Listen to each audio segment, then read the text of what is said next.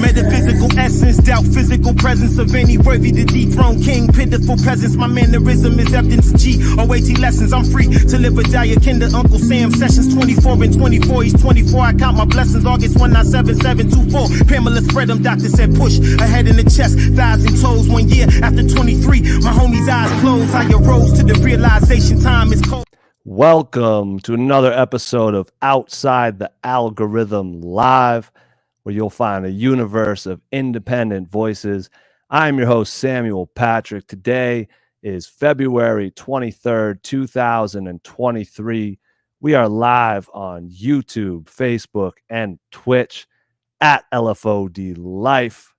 I'm live from Los Angeles myself. We have guests checking in from all over Boston. We want to know where y'all are tuned in from, though. Let us know in the comments below. We'll be reading them all night. I always like to see where we have folks tapped in from. It's been all over the map. And we can bring your comments up on the screen. So if you have something you want to say to one of the artists, a comment, a question, whatever, you can drop that in the chat wherever you're at, and we'll get that and we will bring it up as well. If you're tuned in, we'd appreciate if you share the live, let your friends know. If you're a fan of music, they probably are too. Even if you're not tuned in live, you might be watching the replay. It's a fire episode. I'm going to just start by saying that. I feel like it's going to be through at the end. It's going to be true at the end when we're through. So feel free to spread that word as well. Everything here has been purely organic at LFOD with Outside the Algorithm. A lot of the people here tonight I met through other connections and other artists who told me, yo, this person's dope. You should talk to them. So it's fire to bring that together. Speaking of which, we'll be joined by Just Jill, Echezona, Rilla Force, and Hoodlum Paige. We'll be bringing them up on the screen one at a time, but they're all welcome to stick around and keep the convo flowing with each other. That means you as well. Keep your comments going, and we'll get things going on. If you have anything to add, and you will need to be aware of the comments, because we've got this Common album as well here that we're going to give away a little bit later, and that's going to go to whoever's got the quickest fingers. This is A Beautiful Revolution Part 1. It's one of 500. It's a Red Smoke vinyl that was given to us by our friends over at Newberry Comics. So I'm excited to give that away. If you got any Common fans in your circle, let them know. We'll be doing that shortly. And one more time, last but not least, please, please, please share the live, and then give us a warm round of applause as we bring Echezona to the stage here on Outside the Algorithm Live. What's happening, man? What's going on, boss? How you doing?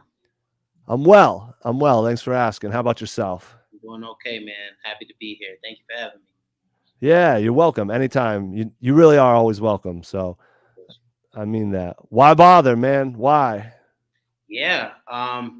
This crew neck right here, I got as a gift from my cousin, actually. Definitely one of my favorite things to wear. I'm at school right now, so I like to dress preppy for class. You know, gives me a good feeling, makes me feel good. So it's always a good reminder to have. Why do you bother? Why do I bother? I guess that's the thing. I don't, or I try not to. You know what I'm saying? So that's a reminder to everybody who sees my shirt. You know, why bother in this life? We got one life to live, and I think we got to spend it being as determined, as confident as we can be.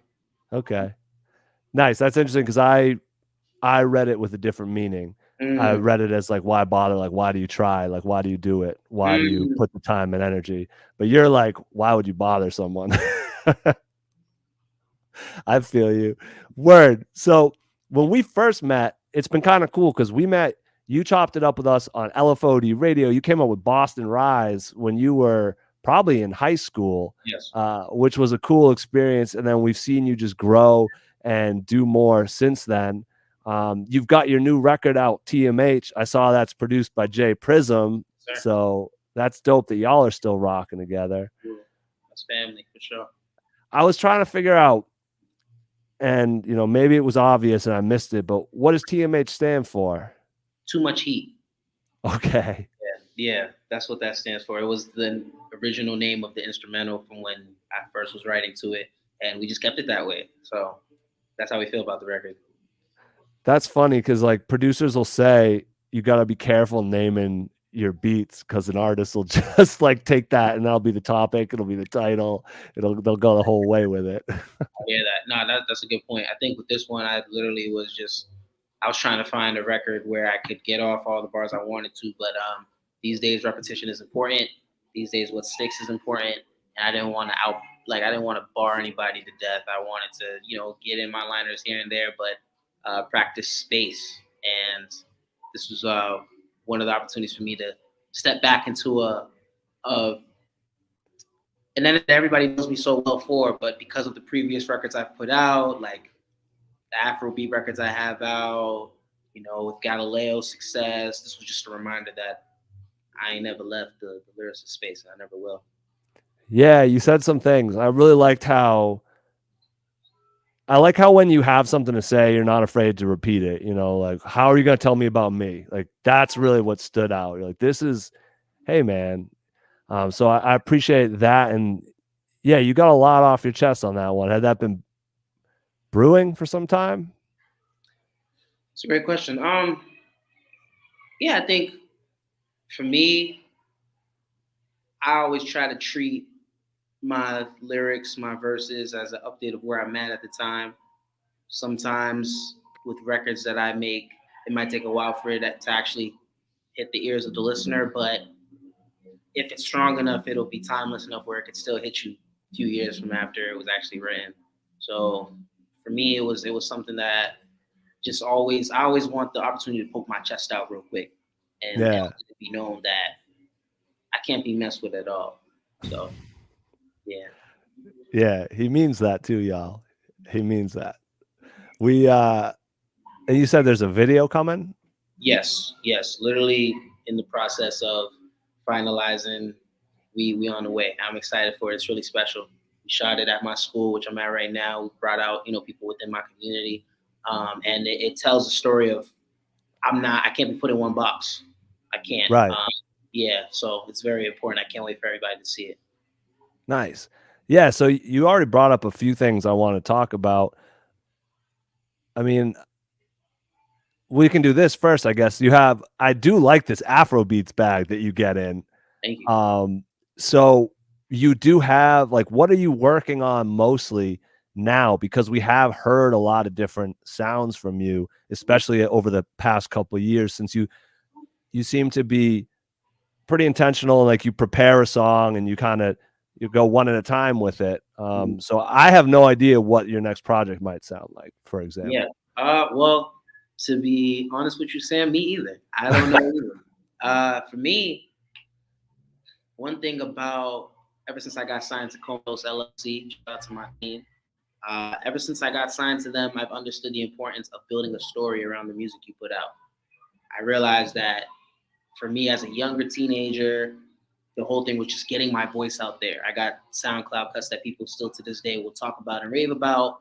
And I did the most I could with the little knowledge I had and with the little coins I had to push it and make it be known that I had this music. But with records that we've put out under Comatose, the whole thing is how do we get the people to feel a part of this record? That's why songs like Arm's Length to this day with the Afrobeat stuff, that's a timeless record. I can confidently say that because it will still make sense 30 years from now or even years after I'm gone. It'll make something come out of you that will push you to your best self. Big Chop, you know what I'm saying? That's really for like people who, there are women all over who don't feel so confident in a hairstyle that they have because of what everybody else thinks. But things like that, that's my main energy with it is I'm trying to hit the topics that nobody's really talking about in the Afrobeat space. A lot of these Afrobeat records are solely based on love and the pursuit of a woman, which is awesome. It's foundation, but I'm literally trying to attack it in a space where now I'm merging the two worlds of my lyricism and my Nigerian heritage and my music. So I don't know what the next project will sound like, but I know that it'll be something that will rival the albums that everybody loves in the Afrobeat space, which is WizKids, Burna Boys. That's what we're going for. We're not okay. Yeah. Okay, so you're having fun with those rhythms right now and just figuring out your sauce. Yeah, so the thing is, I'm gonna be honest with you. My biggest fear when it came to even doing Afro beats was the worry that nobody would want to hear me rap anymore, and that was because, Oh, like, Lil Duval tweeted something the other day about how Afro beats might be the death of hip hop as we know it. I saw I that saw. and like trying to really think about what he was saying and trying to, because as a person who loves both, but like I'm a hip hop head to the core. Like, yes, I'm 100% like Nigerian to the death of me. That's in my name. That's in my aura. Everything. But like, good raps will never die to me. A Right. good person will never. A good 16, a great 32 will never die to me. So I realized like, okay, how do I make people care? And that's about staying true to my message, staying true to what my brand entails. I don't gotta outbar everybody. I've already proven to people that I can rap. Now, Yep. how do I make people care? That's really what it is right now. I like that. I saw that tweet too. Like that's we could do a whole episode on that. I don't really love the way he worded that. Like, Yeah, me. but But I mean, it's so exciting to have both continents and beyond linking up and like really international music happening on it. Like, I think it's exciting as hell. I'm yeah, glad we have some new sounds in the mix. And like, I feel them though. The DJs are excited to play something new. It could be in that respect. I hate that the word death is involved, but yeah, people want to dance right now. And I think DJs are excited to play some new dance music, but not new, but new to, people being right. into it. I've been going to the fire Afrobeats stuff out here in LA. Like there's some like real stuff happening. It's So, fun. It's fun. And you definitely can rap. You flamed the last LFOD radio cipher. So if y'all man, didn't see him on that, we had a little viral moment. The reel did its thing. It man. definitely hit people you and I didn't know. Well, I'll tell you this, man. Like, I'm gonna tell you real spill, and I'm glad I get to do this on the platform. So, like I said, LFOD Radio has always been family since we first met in 2019. So when I came up there, I'm gonna tell you, like, everybody knows, like, I'm the best off the top freestyler, period. And so when I came up there, I found myself overthinking it. And the reason being is I grew up with a lot of mentors who always, while they respect my off the top ability, like you go on Funkmaster Flex, like a lot of people, they'll do a written. You know what I'm saying? And the term freestyle has been used incorrectly, or people try to spin it. From what I grew up on, a freestyle is it's off the top of the head. It's freestyling, literally. So when I Right. went to LFOD Radio to do my verse, like initially I was gonna hit y'all with like a written that hadn't been heard before. So if you notice, the reason why I was so unsure of myself was because I was caving into what everybody else was like saying in my ear about how like I gotta go there and make my mark with a written because that's what everybody else is doing and it'll make the case as opposed to me showing I can rap off of whatever. There are people who know how to do what I do. I'm gonna stand on it and just say like at least within my age bracket, it's a different story with me. But like I said, I went there and overthought it. I went Yeah. home. I was in my bag, man. I'm gonna tell you right now, real man to man, Sam. I was in my bag about it. I was very hurt, Damn. disappointed in myself. I thought I like went there and for the first time in a minute, or really the first time ever, I felt like, man, like it just felt like Jason Tatum after a bad game. And Okay. in a bad game, he'll still put up like 20, 25, but like he'll walk back to the locker room with a sad face. And it hurt me so much to the point where the next day I wrote about it. I wrote a verse about it. Like literally, I wrote a verse about it. I was that upset, So when you were telling me, hey man, don't even sweat, I thought you bodied it. And then to see the reception, that reel is close to 10K right now. Yeah, it's moving. I was like, damn, even when I fuck up.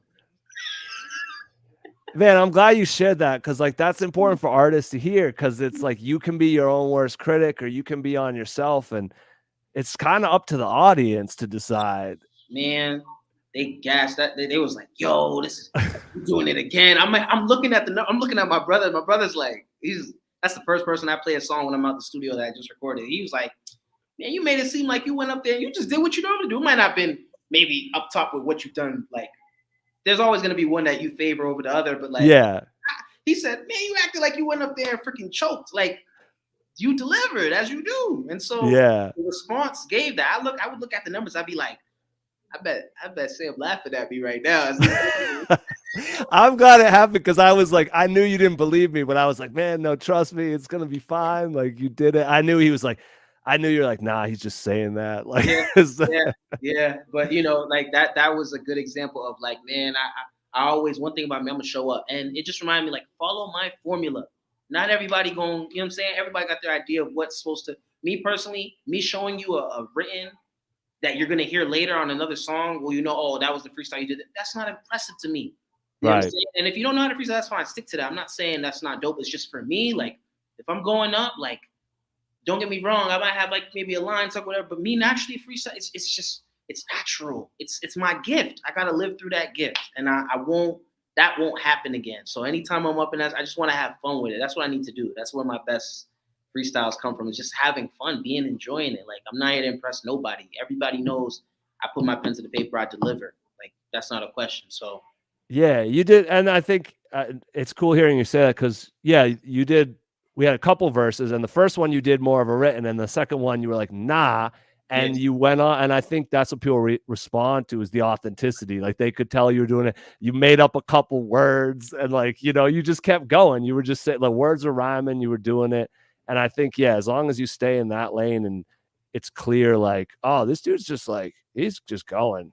I think, man, I'm excited to hear you rap again now. Like because they put it. Someone told me a long time ago. Yeah, you can look at a house, right? And a master carpenter looks at it and sees every nail that's out of place. Everyone else sees a home, So it can be like that, But that's fire, man. I'm glad you did it. I'm glad you like still celebrated it and still shared it, and people gave people a chance to rock with it. So absolutely. Thank you. Definitely looking forward to more from you, and that's what we want to be like. Sometimes that station's a lot of people's first time rapping live on FM, like live on air, like live, or this or that. And that's what we try to be, is just a space where people can do it the first time and have that experience. Be like, okay, now when you get to flex, you'll be like, well, thank God I went to LFOD first because I know what to do now. Absolutely. So I appreciate you, man. Is there anything? I know you're at school, you're a busy guy. I salute you on that too, man. It's so cool that you're I appreciate how precise you are with things and how you're about your business and trying to do it or doing it right, and taking the time to not rush yourself and make sure you're straight. So salute on that. Is there anything you want to talk about that we didn't get into? Honestly, the only thing that's on my heart, man, is just I want to continue to say that I study how the city's moving, what the artists are, putting out.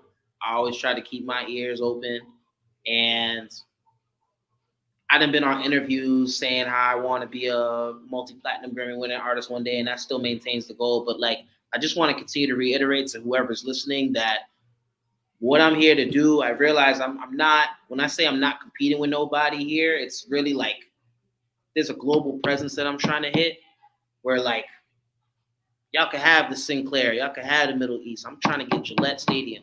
You know what I'm saying? Like, I really badly want it. And I don't think anybody wants it as bad. And I'm only saying that because it's like there's a level of belief you have to have where you're doing the things that everybody's looking at you like, whoa, you're doing a lot. Like, I'm the only artist from this city that can exist in those both spaces and thrive at the highest level, Afrobeats and hip hop. I'm the only one. Okay. And so like, I'm saying that to drive home the point of these days, I'm all for the city being together. I'm a big advocate of that. But I no longer am the young kid who was searching for validation amongst my city counterparts, especially when like the goal is different. You know what I'm saying? Like I grew up seeing 3 different worlds every day when I was going to school in the suburbs, coming back home to the hood, and growing up in the village setting with my Nigerian parents and raising my 2 siblings as well. So it's like I'm putting all that in the music, and that's a world everybody knows from their own. You don't got to be Nigerian to feel what I'm talking about. If you're in a cultural background, you'll know. Or if you grew up in the suburbs, you know. If you grew up in a poverty-stricken place, you know. And I'm the only, you know what I'm saying? Like I'm meant for this. This is my spot. And so I'm owning that. And I just want to say that LFOD radio is a great place that has helped me hone my craft and where I'm trying to be. And I'm owning my star power moving forward. That's with every show booking. That's with every opportunity I'm taking. This is about literally trying to join the one name monikers of artists like in this world that we idolize, the Madonnas, the Princes, Beyoncé's, Sade's, Echezona. We try and get in that bag. Everybody else can have whatever street cred they want.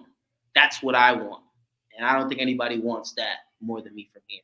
That's all. Let's go, man. Let's go. Sorry, when this drops, I want you to, we got to loop that and play that every morning when you wake up. Listen back to that. Like, and someone at home needs to do that too. Because, like, if you don't want it like that, whether you agree or disagree with him, if you don't want it like that, it's not gonna. That's where you got to be. I need this part. I'm throwing it up too. I need the cosign from LFOD, man. Y'all my family for real. We got you, man. Echezona, one name. It's coming. You're gonna know it. You're going to know it, man. I appreciate you so much, man. Be well. Hit me if anything. You know that. And you got my info, so we'll be in touch for sure. And keep me in the loop so we can let people know. We're here to do our part to get that name up. Thank you so much. I appreciate you. All right, my guy. Peace out. Be well. Be well. Peace. All right, we're going to be coming back with another artist real quick here. Shout out Echezona one time. You can tap in with him everywhere at Echezona 2000. You got to check out that reel, see what he was talking about. That's that hip hop. You know, he might be in the Afrobeat space right now, but that's that hip hop talk. You know, he said he's the best. So that's how you got to feel. We got some announcements real quick before we get into our next guest here. We're throwing a show coming up real soon. That's going to be March 10th. It's called Louder. Can you see this right here? It's going to have John Glass, DJ Manipulator, Abstract Minor, and it's going to have Devo, the Genius. It's going to be a beat show. I'm going to be back in Boston. I'm real excited. I was like, what am I going to do? What would be dope? I'm like, let's get everybody in the same room. Let's recreate some vibes. Let's just have a good ass night. This is going to be downtown Boston, 177 Tremont Street, literally right across from Boston Common. We're going to be in the windows looking down at the Common while these guys rock. It's going to be a real face melter. Once again, that's John Glass, DJ Manipulator, Abstract Minor, Devo to Genius. You can get tickets at lfodmusic.com. I would get them soon. It's going to sell out. I've always wanted to say that. It's true. It's a small venue, 75 cap. So it is going to sell out. Get your tickets while you can. If you don't know those artists, you're going to learn about them. And if you do know them, you already know what's about to happen. We'll be talking more about that as things move on. But for right now, we're going to bring to the stage on OTA Live, we got Rilla Force. What's happening, my guy? Hi. How you doing, man? Hello. What's going on? You getting, like, you feel that energy Eche's putting out there? Yeah, no, I feel good, bro. He's really dope. Yeah, I'm with that. I agree. So you got a show coming up too. We might as well talk about it. You got one the next night. Seems like we're gonna have a big weekend in the city. Yeah, no, it's literally the day after. It's Trippin' FM. It's hosted by my homie Mike. She just started doing this party, and it's gonna be really cool. I think it's 3 DJs. It's actually 3 different rooms too. It's me, Indiglow, and SC1, I believe. And it's gonna be like dancing, vendors, you know, and I think animations too. It's gonna be like a super fun night. Nice. Hell yeah. That's gonna be, I'm glad I'm back that weekend. I'm gonna have to hit that too. We'll get to both of them. So what's going on though, man? We haven't spoken in a little bit, but we used to be in touch, you know, pretty regularly. I know you got some new music on the way. That's gotta be true. Mm-hmm. Yeah, no, I'm always cooking up, dog. Like right now, I'm in the process of making I can't share too much, but I'm working on a bunch of like bodies of work, and like a couple situations are happening. So, you know, it's gonna be good. You're gonna get some new Rilla and some really, really, really, really good Rilla. Is it gonna be? I know you can't say a lot, but is it going to be similar to Rilla we've heard before? Is it going to be Yeah. R&BDM, or is it going to be a new Rilla? No, it's gonna be R&BDM. Like, so pretty much I'm just been developing my style the last like 2 years. Like, you know, the pandemic really put a lot of things in perspective for me. So I had to tap in, and like, you know, for those who don't know me, like I'm an artist, I'm a producer, I'm a songwriter, I'm a DJ, I'm an engineer. I've done management, I've done A&R, I do everything in this music game. So it's like before I was just making electronic music, and I was just, you know, the typical DJ producer. I do the EDM sets and like all that type of stuff, but like in my way, in my style. But now I'm just doing like more vocals, you know, like I'm hopping on songs. Like I got a bunch of songs with homies all around the city now, and just it's dope. It's a cool experience, and like I'm really starting to tap into what I want to do and like how I want to do it. Yeah, I really liked when you dropped Nightmare, because it caught me way off guard hearing you sing, and then obviously you must have gotten a good response to it if you kept going. Yeah, no, I mean, like honestly, like I have a lot of homies that just also are, you know, in the same bag as me. That just wear multiple hats. And I was like, you know, I really want to take this leap. And, you know, everyone just kind of told me like, yeah, really, you got this. You're, regardless, whatever you do, like you're talented, you have the drive, like you could just do it. So just do it.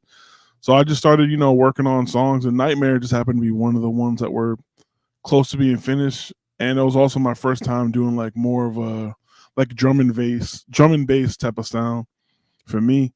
So I was like, all right, like let me release a song, let me see what's good with it, and people liked it, and I'm getting like good feedback from it. So like, you know, then I followed up with an EP like the following year, and it was on it, and yeah, man, it's been cool. So you've typically expressed yourself musically, or you've had artists you're working with who I'm sure you're going over lyrics with them or talking about how to express that. How has it changed for you having a new mode of expression? I think one of the dopest things about what I do is like I take a lot of risks. Like if anyone wants to listen to my music, you're gonna hear something different. I'm one of one. You know what I mean? Like I'm me. Like there's only one Rilla Force. I'm True. top 10 of whatever I am. You know what I mean? I'm just dope. But take a listen to what I make, and you'll understand what I mean. Like I'm a very different musician. I think differently. I approach things differently, and I take a lot of risks. And whenever I work with clients or like other people, other artists in the studio, I'm helping, you know, write songs or like produce or arrange or whatever. I try to go for things that sound left and sound different first and foremost. Like, and I know like for a lot of artists, like they'll want to stay in a certain pocket, and you know they want to feel comfortable. You know what I mean? Because maybe that's a little too different or that's a little too weird. But like for me, it's like that's what I want to do. I want to challenge the artist. I want to challenge the listener too.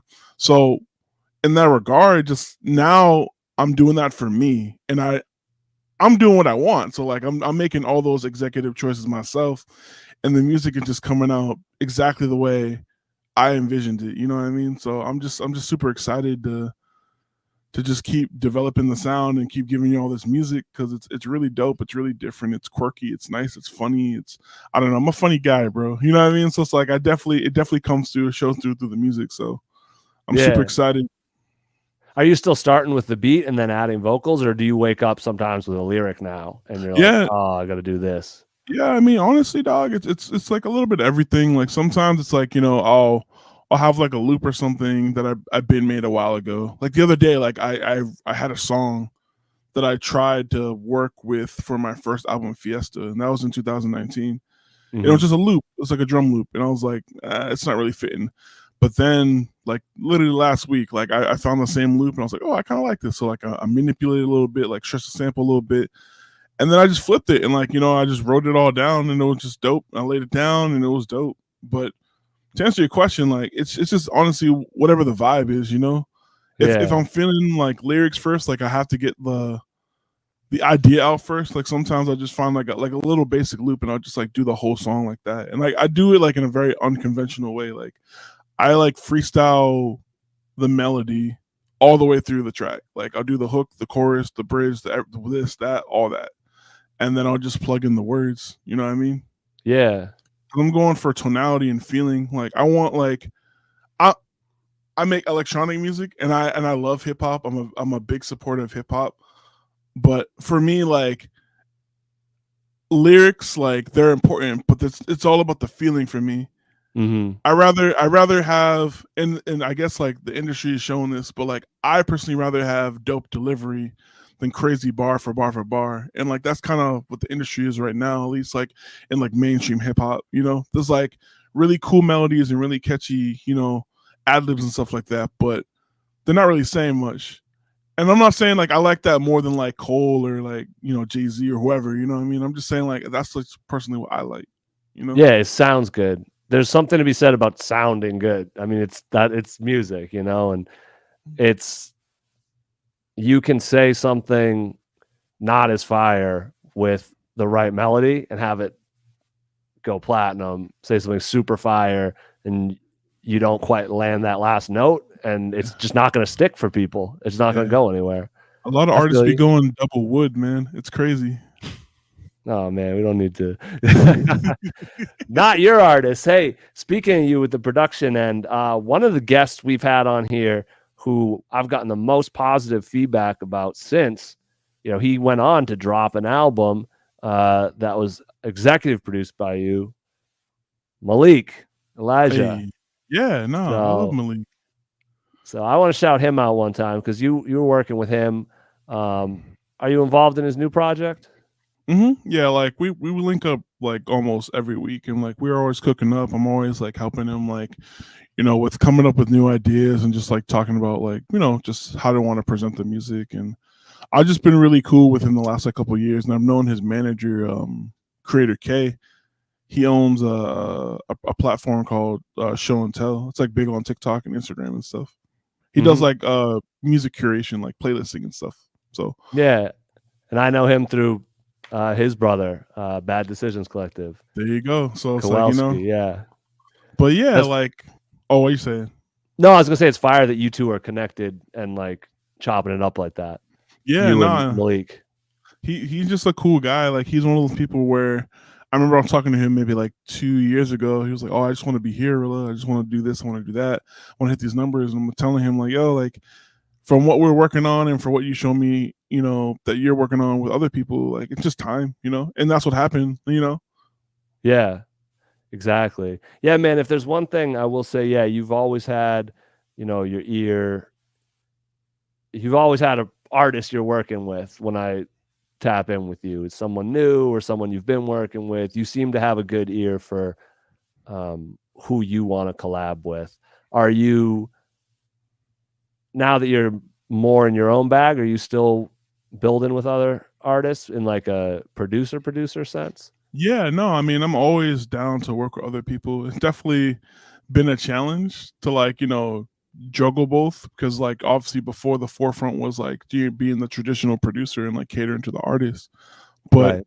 now it's just kind of fun because now I get to add more perspective from that other side because I'm doing it.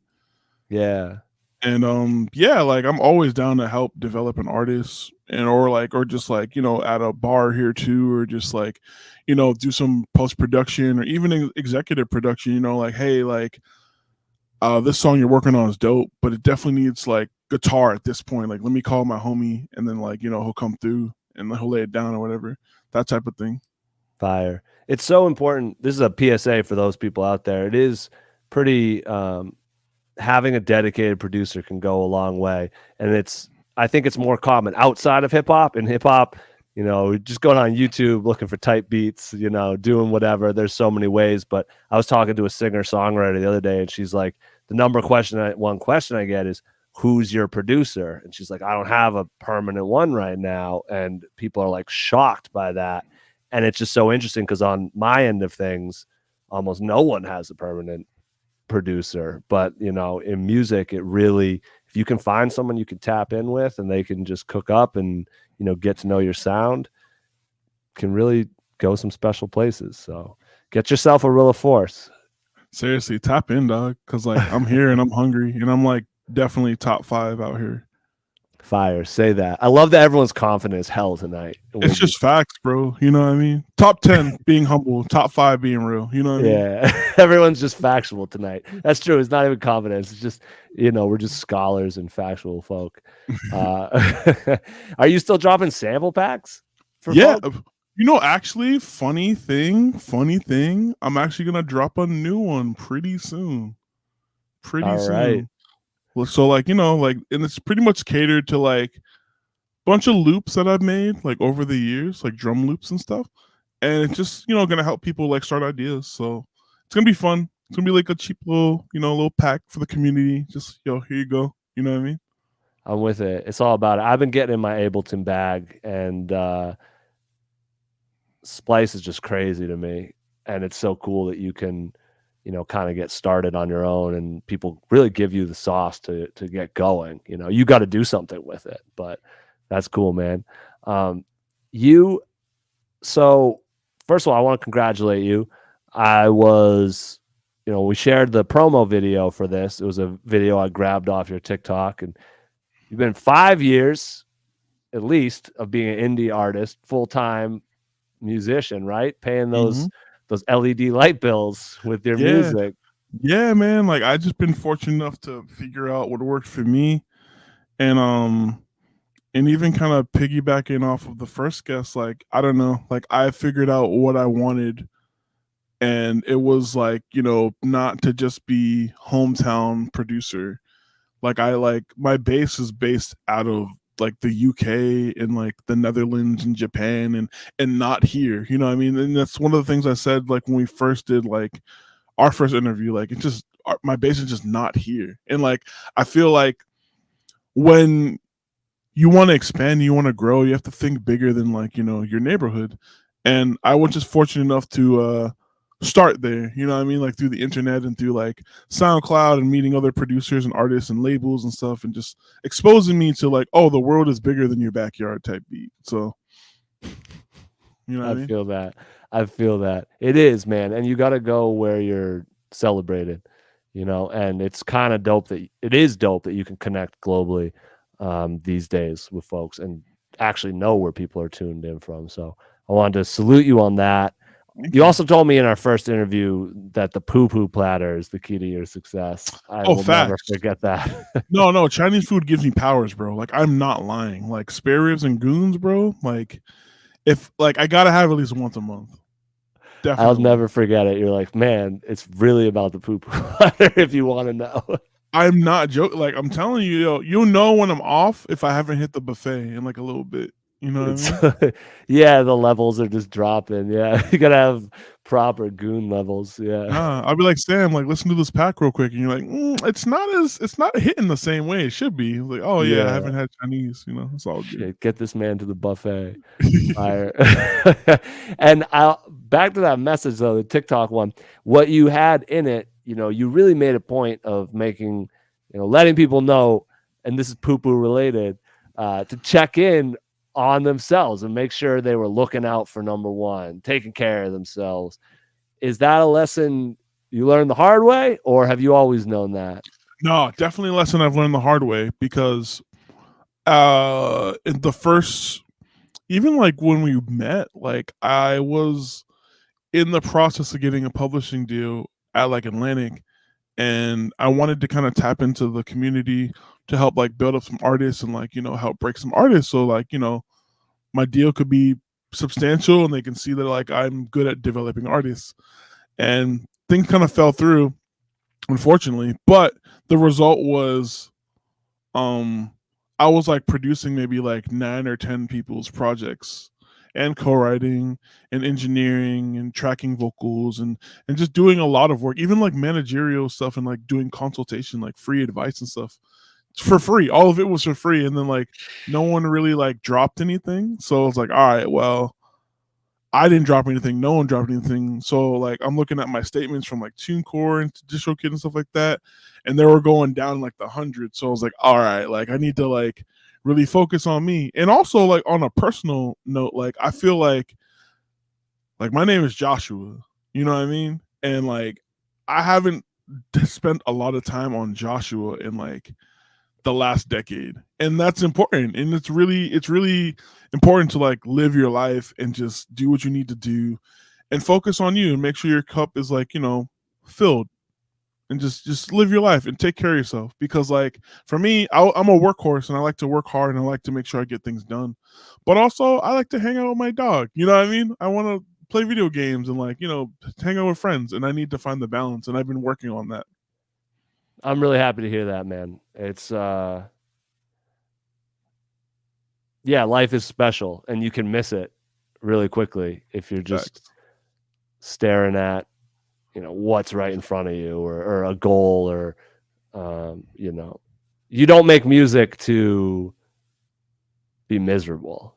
Yeah. Or like I don't make music to just make music. Like I make it because I enjoy it, because it's something that brings me joy. Like just like the other things I mentioned, And it's sometimes like it's like I forget what the saying is, but like, you don't work to live, you live to work, or something like that. Or no, you don't live to work, you work to live.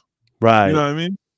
Yep. So yeah, like and it's very true. And like I just like want all the listeners or just people that are tuning in or watching after the fact that just really take your time and like really celebrate you and make sure that like you give yourself your flowers, because half the time people won't give you yours when it's due. So make sure you do that for yourself.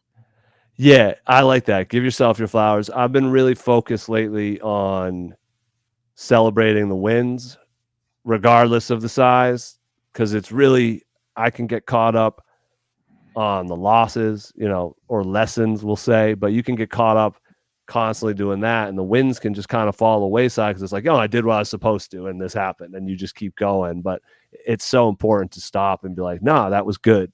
This was good. Let's celebrate for a moment and keep moving ahead, because it's insane the amount of energy you'll unlock for yourself if you pay attention to yourself. Like the self-care stuff isn't a scam. It's the real deal. It's 100% real. Sleep, drink your water, do that. Even like real quick too, I made a TikTok a while ago just explaining the difference between success and fulfillment.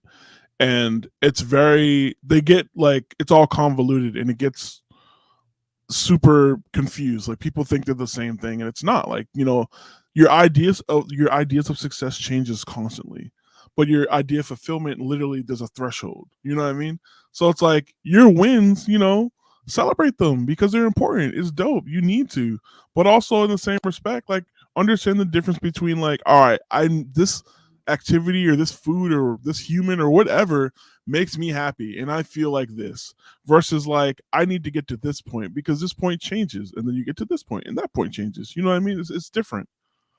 Yeah, I feel that. I'm gonna have to watch that one. He's at Rilla Force, by the way. You can see it on the screen. That's where you get these gems. He's dropping them all day long. He's here for y'all. He's really like an artist for artists. That reminds me, there's an Alan Watts quote about that too, where he's talking about, life is like a song or a piece, an opera, or a musical piece. And, if the point was to get to the end, everyone would play as fast as possible and just rush through and get all the notes in and get to the end. He's like, that's not the point. It's to like listen to the music, dance, do that. And then when you get to the end, it's finished. You're not having these goals, they're good. And like to have, we're going to get to the bridge and we're going to do that. And it's going to lead to a great chorus, but it's not a race. It really isn't. Yeah. You're supposed to savor those things, in my opinion. Yeah. And as you mentioned off air, we got the anti-matrix background here. We're outside the algorithm. They'll make you think it's about something it's not about if you're staring at your phone all day. And they'll make you think it's about something way different. But there's real life happening all around you. Word, Rilla. Are you going to hang out for a bit? You want to chill for a minute? Yeah, no, I want to talk to these guests and make friends. You want to help me give away this vinyl? Yeah. We're going to do this. I hope y'all are tapped in. We got this Common, A Beautiful Revolution, Part 1. This is a red smoke vinyl. It's 1 of 500. It's affirmation, it's recognition, it's elevation, it's music to go with a movement. I actually haven't heard this, but I'm assuming it's fire. It's got Stevie Wonder on it, Black Thought, Lenny Kravitz and Chuck D on the same record.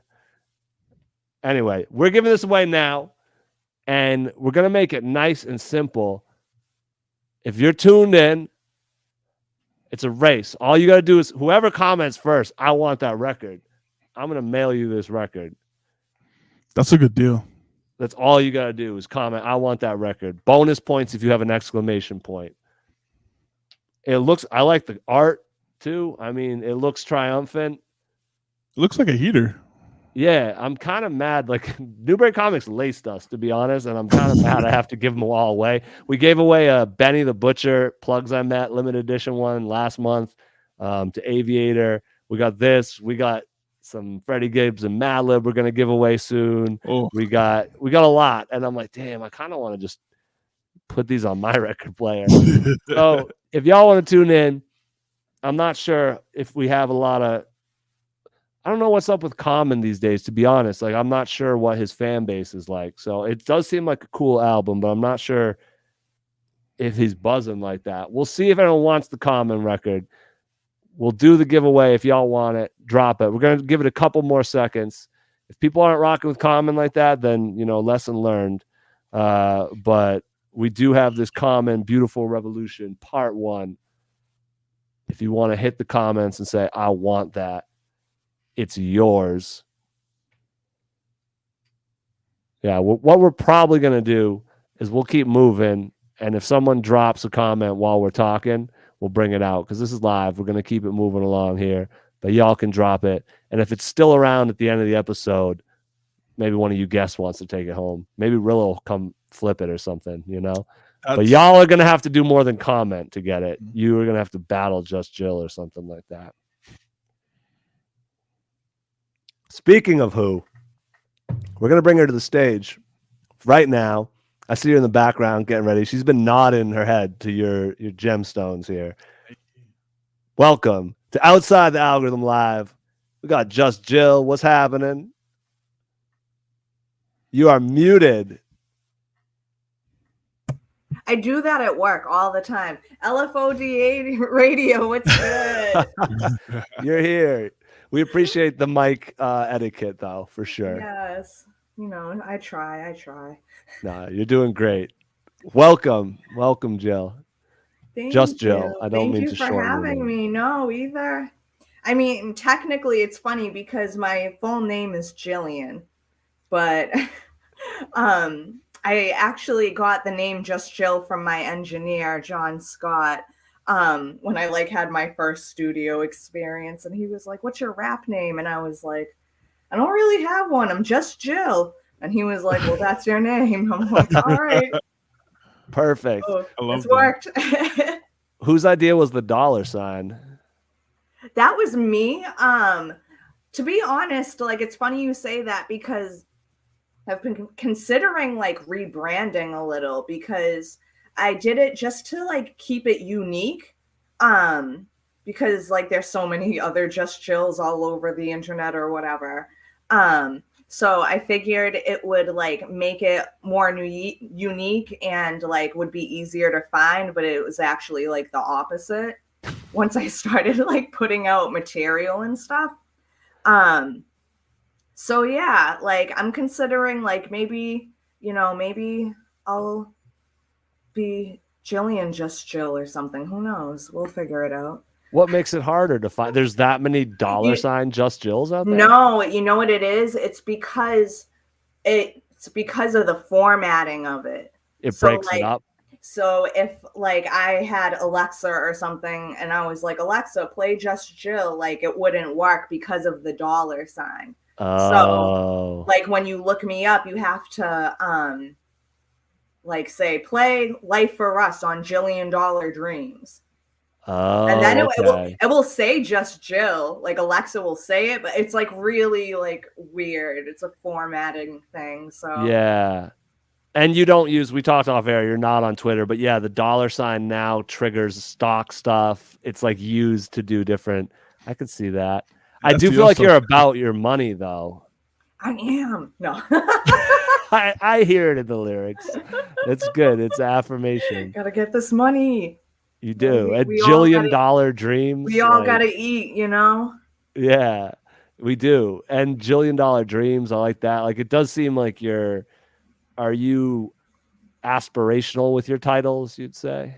You know what? It's funny because I do like talk a lot about money and, you know, getting money, but I think a lot of it started from like a younger Just Jill. Like I'm starting to mature a lot, especially over like the past year or so. And I've always like kind of like been way more humble than that. Like I'm more about like the bigger vision, you know, like I want, you know, to be set. I want my family to be set. Like, you know, I'm really more about like the bigger picture of things, and like, you know, there's a lot more to life than just like monetary value.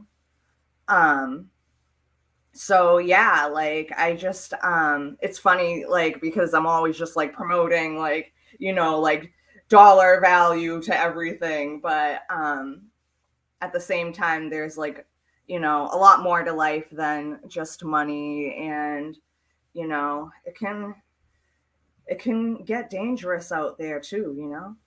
Yeah, it's all dirty money. I'll say that. Right, Yeah. like exactly.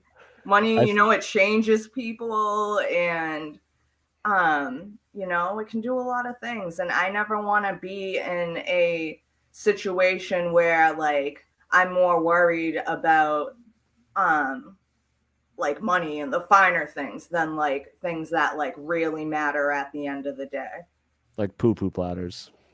Yes, poo-poo platters, definitely. Which do cost money.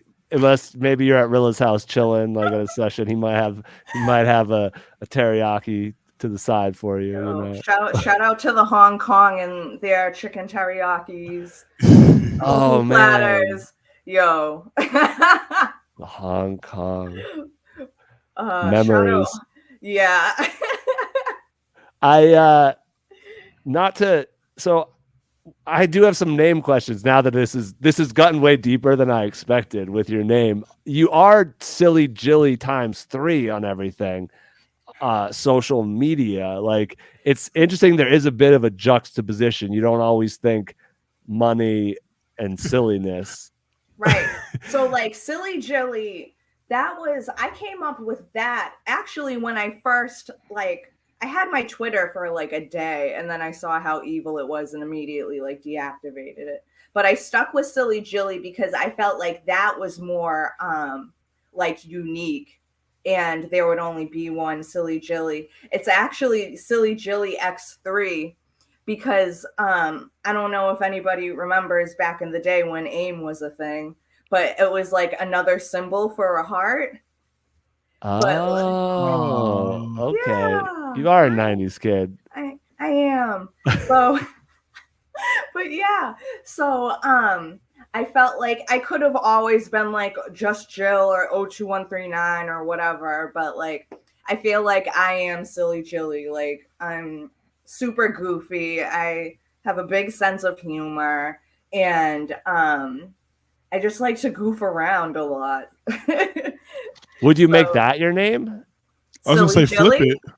Yeah, would you just rap as Silly Jilly?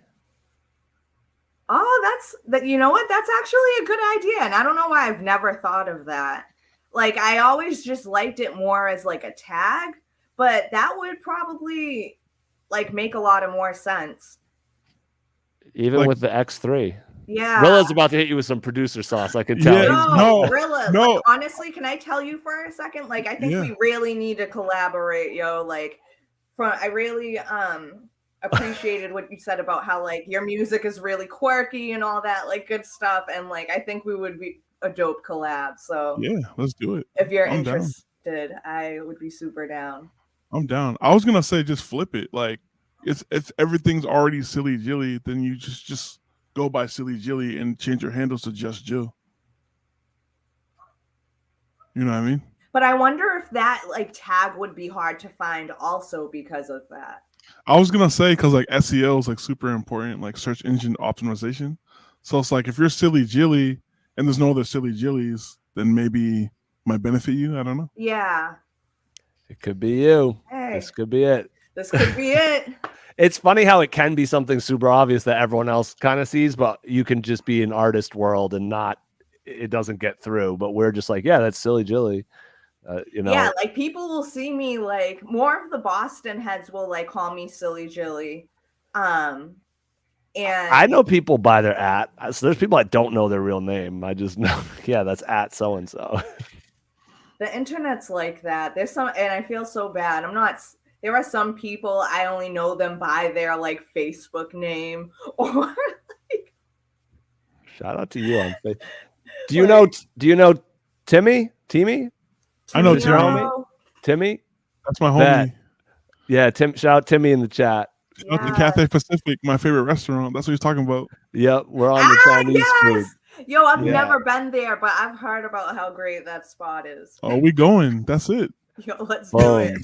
Yo, I'll be back in March. Let's make it happen. No, you're coming too, and then we're gonna have a session. It's gonna be dope. Fire. I'm in. Count me in. See how quick that happened? I want to really do this. We had Miss Hot Sauce on here a while back talking all sorts of about how we're going to go get donuts together and have a field trip and all these things. And then when I came back, she was nowhere to be found. Sorry, Hot Sauce. I didn't mean to hit you with the strays, but like, it's all good. You know, it's on record here. You know, oh shit, he's coming too. Yeah, see, it's already, we're good. The record's gonna be fire too. So next episode of OTA Live, sponsored by Cathay Pacific. You know, get some restaurant stuff. Yo, I'm with that. So Jill, before we keep going, I can't even gloss over this. You showed up to your first studio session without a name. So that's wild too. So, well, no, because you know what? It wasn't my studio session, I should say. It was, I was dating, it was my ex. He was a rapper, and like, one of his boys, shout out CG. Yeah, like we were collaborating on a track, and it was like my very first time in a studio. So I was just like brand new, like supporting like my boyfriend at the time, you know. So yeah, I didn't really have a name yet, but you rapped well enough that they were like, you need one now. Yeah, right. You're here. Shout out the rapper boyfriends, you know, making it happen. Love them. No. Not him. All right. No rapper boyfriends. Yeah, that's actually like one rule I made to myself is like no dating rappers on the scene. Okay. You don't want to do the power couple thing. I tried that. Get a nice. It's played out. No, no, I'm kidding. But like, I'm kidding. But no, no, not. It can get messy. You don't want to diss track. Oh God! But like, even just that, like, my thing is, I don't want anybody to interfere with my musical journey. I want to like live it up to the best experience, and like that's what I've been doing. And like I'm on like a roll, like I don't want to stop that. So it's like, and like I'm sensitive, so I don't want like anyone to hurt my feelings, and then like people be overthinking. We don't need none of that. Yeah. Like I just want to like, you know, do my music, go ham, have fun with my friends and fam, meet people, and you know, get yourself a nice accountant or something, you know. Maybe. Yeah, right? Yeah. You know, I got a money sign in my name, right? Yeah. No. Just count this money, all right? Like, let me do the rap stuff. I feel you. Rappers are so emotional and they don't know it, you know? That's what I want, is for everyone to realize that they are emotional. They are artists. Yeah. It's okay that you need to be emotional. Yeah. So while we're shouting people out, though, I got to shout out the homie Seti Zoo. Yo, so he plugged us in. He was like, you have to talk to Jill. Yes, I love Seti. Thank you, Seti. Shout out Seti Zoo in the freestyle clinic. Seti's the man. He really is. And he's, speaking of an outside the algorithm type legend, he's a guy you have to see live in the flesh performing. It doesn't it started to. I like that he's recording more, but like live, Seti is a thing. Like he's his own element, you know. So shout out Seti. But he said you gotta talk to Jill. Y'all are gonna, like, you're on the same page. This, that, the third. So I know a little bit about you. I know you're the executive director at the Cambridge Hip Hop Collective. Mm-hmm. I know you're the organizer of the Bridgeside Cypher. Shout out Bridgeside Cypher. I still have never been somehow, but y'all have been going at least as long as we have, or around the same time, and just consistently I see it, I hear good things. People go viral randomly off there. It seems like a great time. So I know what it takes to keep that going. So shout out to everyone involved in that. And Thank you. You're also half of Brains and Bars Music. Yeah. So like, yeah, and that's a duo when I like also first started with my best friend / rap partner. Shout out Elisa and Fuego. And shout out. Yeah, I think that's like my like the strong silly Jilly presence with like my music with her. Like that was our first project, or I should say my first project that I really put out before I put out $1 Jillion Dreams. And that project was fun to make because we wrote all of the songs at our job in the restaurant at the host stand. And like all of the songs are like low-key work jokes that just sound extremely ridiculous. So like that I love it when it's fun. It's supposed to be fun. Yeah. So can you tell us a bit about Cambridge Hip Hop Collective? Yeah. So Cambridge Hip Hop is run by myself, Aaron King, and Gio Da Vinci. Me and Aaron, we went to high school together. We graduated the same class. And it's funny because we didn't really know each other too well. Or not that we didn't know each other too well, but we didn't talk a lot in school. So everything kind of fell in place more as like adults. So like he started Bridgeside like 2017, 18. And like around that time, I just got a new job. So my schedule opened up and I could do more things. So I started out as a supporter of Bridgeside and like just like supporting my homies who also rapped. I wasn't public with my music yet. So I was just like supporting everyone. And it slowly got me to come out of my shell. So I went from like supporter to artist to organizer to executive director within like a matter of like a year or two. So it was like, yeah, really overwhelming for me. And like, but it was good, but it was just like a lot that was happening all at once. But like, yeah, so Bridgeside, we were doing ciphers in Graffiti Alley in Central Square. And like, that was dope. And we were slowly having like, you know, more and more people gathering and just like hopping in and like all walks of life. And all kinds of people coming in. And it was just really beautiful to watch. It was like down the street from my old building that I grew up in. And it was just like really cool experience. And every cipher is its own special moment. And like, you know, we have fun in our own unique way. So like pandemic came, we took a break, and then we decided to become a nonprofit. So Cambridge Hip Hop Collective is now a nonprofit organization. And that's when like Aaron was like, hey, I need help, because he was doing it all on his own. And like, that's another reason why I wanted to get so involved, because I was like, yo, like he's starting this movement. How is he doing it by himself? Like, you need help. So super excited when me and like Gio got on the team.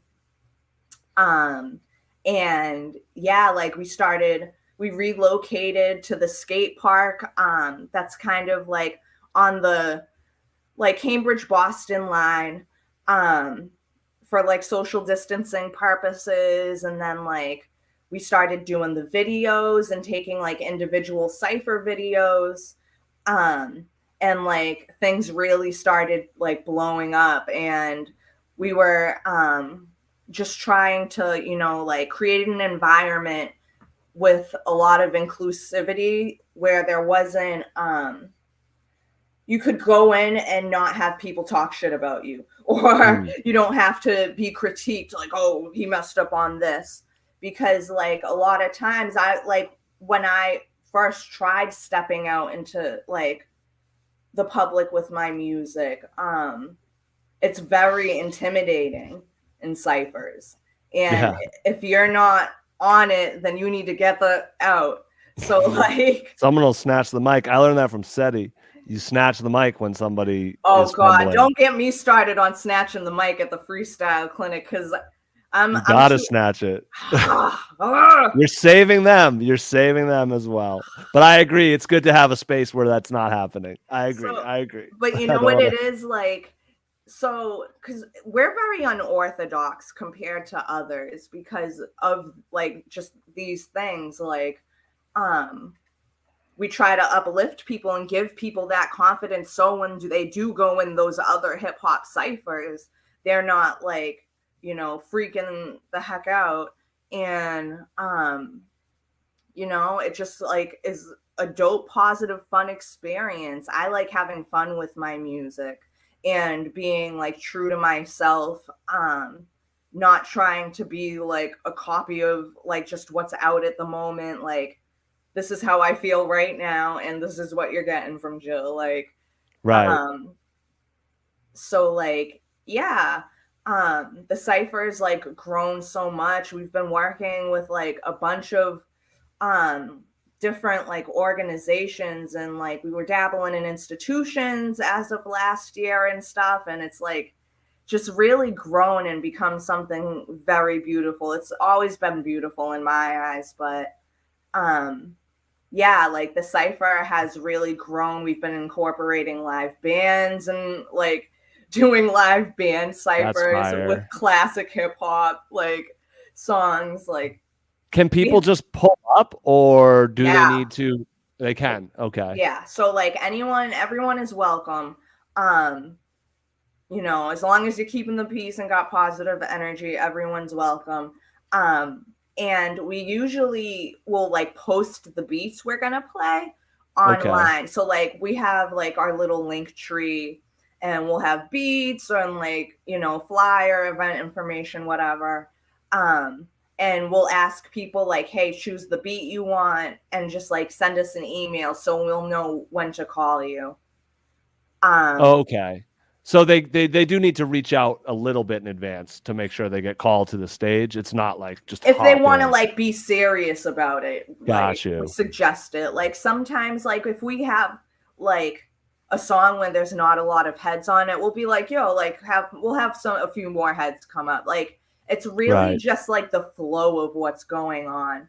And I think sometimes that might make people nervous, like with like improv, because everything's just on the spot. And I think sometimes people get confused and like kind of think we're like a showcase, but like we're not. We're a cipher. So everything we're doing is just like, you know, this is this freestyle or this verse, and we're gonna like, you know, just pass the mic and whatever works.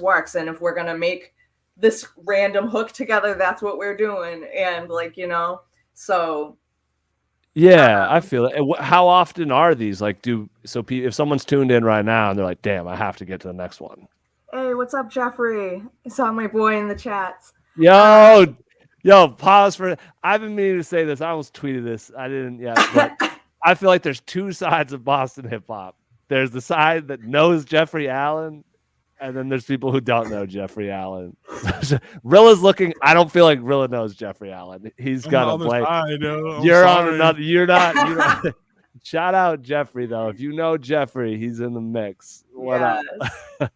Yeah, shout out Jeffrey. Yo, I appreciate him because I always see him like, you know, supporting and, you know, pulling up to the event. So shout out Jeff. One of the biggest supporters. So when is the next cipher though? That's what we were trying to say. Yes. So the next cipher will be April 1st. We're going to be at our old stomping grounds, Graffiti Alley. So that's going to be in the springtime. Wicked excited. We just had a cipher. We did a Valentine's themed R&B cipher. Eva Davenport was there. Nice. R&B artist, if you haven't heard of her, but I'm sure you have, because she's that chick. Shout out to Eva. She actually Yes. plugged us in with, I believe she's the reason our next guest is on here. So that's dope that's Yes, let's because go. he reached out to us via, I think, something she sent him. So I love when the worlds are just meshing like that. Yes. So are they like about monthly or something like that? Yeah, usually like we'll have 2 events a month. So Okay. we usually try to aim for like the second Saturday of the month and the last Saturday of the month. Okay. But April 1st is the next one, and that's not a joke. April 1st. Yep, April 1st, Graffiti Alley. Okay. Central Square, Cambridge. So tell your friends. You're welcome, Jeff.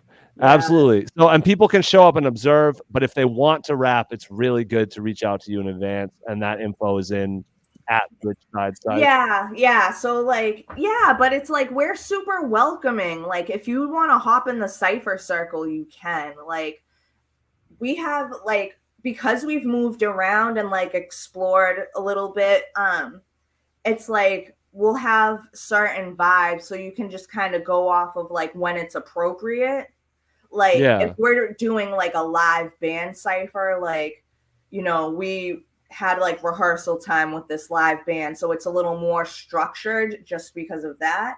But like, if we're at Graffiti Alley or if we're at the skate park and we're just like playing our beats and stuff, like, you're more than welcome to hop in the cypher circle. Like, that's what it is. So and if a producer wants to get some beats, I was gonna say, how do I send y'all beats? I'm like, yo, can I raise my hand? Absolutely. Yes, absolutely. Send us beats. Yeah, like we've done events before where we've featured producers. Like one of our like main producers, shout out Flotiglio, like he was one of the Bridgeside OGs, and it was him and Aaron and Lucas, and they were out like doing live beats like on his little beat pad and just like spitting bars. So like, we've definitely want all the beats. I'll definitely send you my info and we could definitely get that started. Let us know too, so we can spread the word and say, hey, send them here. Like, we'll blast that out if you let me know the email or however you guys go about it. Any producers, we're always accepting beats. If you want to, if you're listening and want to send Bridgeside some beats, reach out to us. We're at bridgecyph@gmail.com. So it's bridge and then CYPH @gmail.com, and we'll be in touch. That's fire. And you can also hit us up on Facebook, but like just for like professional like beat sending, like that? Like, Did I get it right? Email us. Yes, let's go. Look at that. We're quick with it. Bridgecyph@gmail.com. Send them some beats. Yeah. And I appreciate what y'all do. And it is dope to have that environment where people can get their feet wet and experience it and like get caught. Because like I said with Eche at the beginning, it all is different when you have this in front of you. Like, it really changes, and you need that experience of doing it. You can practice all you want, but it's very different when you have a mic, when there's people. So shout out to y'all.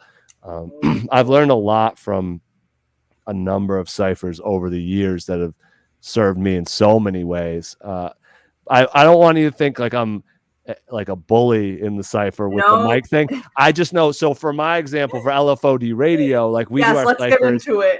and we will send beats in advance so people have an idea, but sometimes people will want to freestyle, or they might lose their written and they'll hop in and freestyle. And I've been thankful when somebody else, like if someone's losing it, I've been thankful where someone else has the cipher etiquette to know, like, yo, and they jump in and they just start going, and then the person falls back. Our production goes off. It's still good for the listener. It's still entertaining, because you don't want to be too fast. Like, somebody might catch it. People can catch it, but you can see when someone's stumbling, and you got to give them a bar or two, and then you have to have the confidence to step in and be like, okay, my turn. You know, it'll come back around. It's always going to go in a circle. You get another go. But there's so many levels, and it's important to have other ones, because I too remember going to other ciphers, and I'll admit it, I like didn't hop in because damn, SD just rapped, Token just rapped, Paranom just rapped, Duke, and I'm just like, all right, well, these dudes are aliens. So let me just let them do their thing. I might hop in another cipher with some other people that are more. It's all about figuring out where you're at, and then Right. I need to shout out the homies at Rap Night. I don't know if any of y'all have ever been to Rap Night. There's Rap Night Manchester every Sunday night in Manchester, New Hampshire, and they used to have one in Portland, Maine too. And they booked me a few times to perform there. And what they do is before and after, they have scheduled guests, but before and after the bill, they have a cipher, and it's on stage with a mic over the PA in front of an audience with beats.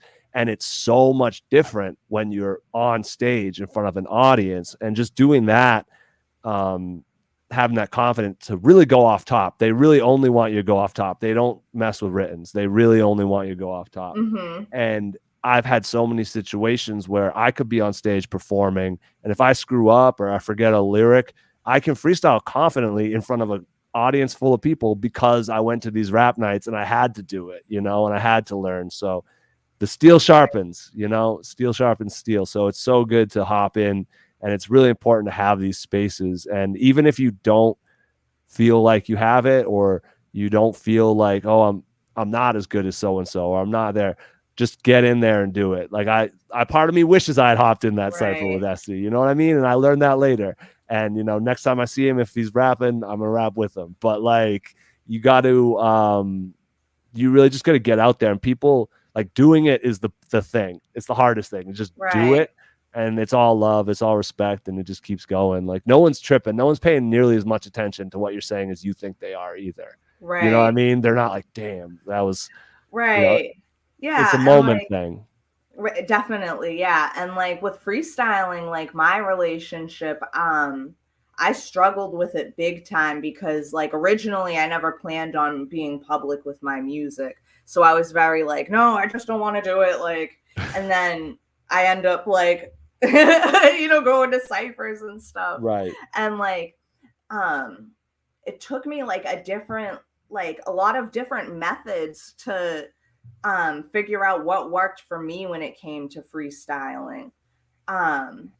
Because there was just like I think in the beginning I got really caught up on like feeling like I needed to rhyme or have like a super like hard punchline. Like my early music are just like all like punchlines because I was watching like a ton of battle rap. So I'm just battle rap. Yeah, shout out to battle rap.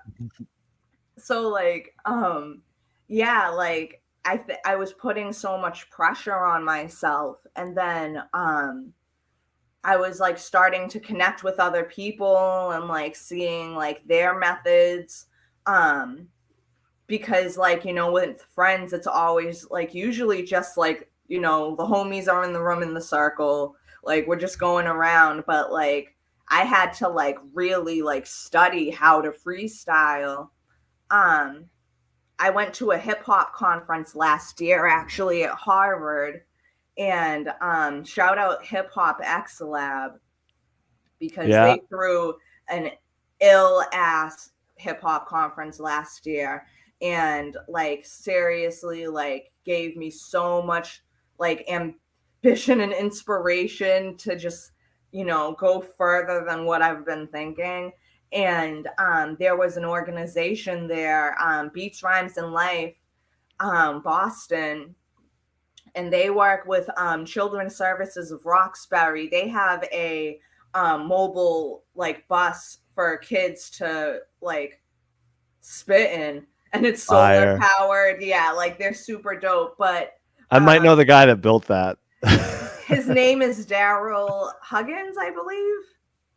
Maybe. But he's one of the facilitators there. But no, I mean the contractor that built the bus. Yeah, I don't know Daryl personally, but I think I know the guy that built the bus. I'm like, yeah, he got on his hands and knees and everything. Yeah, built that shit. No. Shout out Show if that was you. But yeah, like so they did a workshop at the conference, and they did this thing called Flow Cab, and they put the words Beats, Rhymes, Life on like a whiteboard or whatever, and in columns like the whole group, we all wrote words that rhyme with those 3 words. Mm-hmm.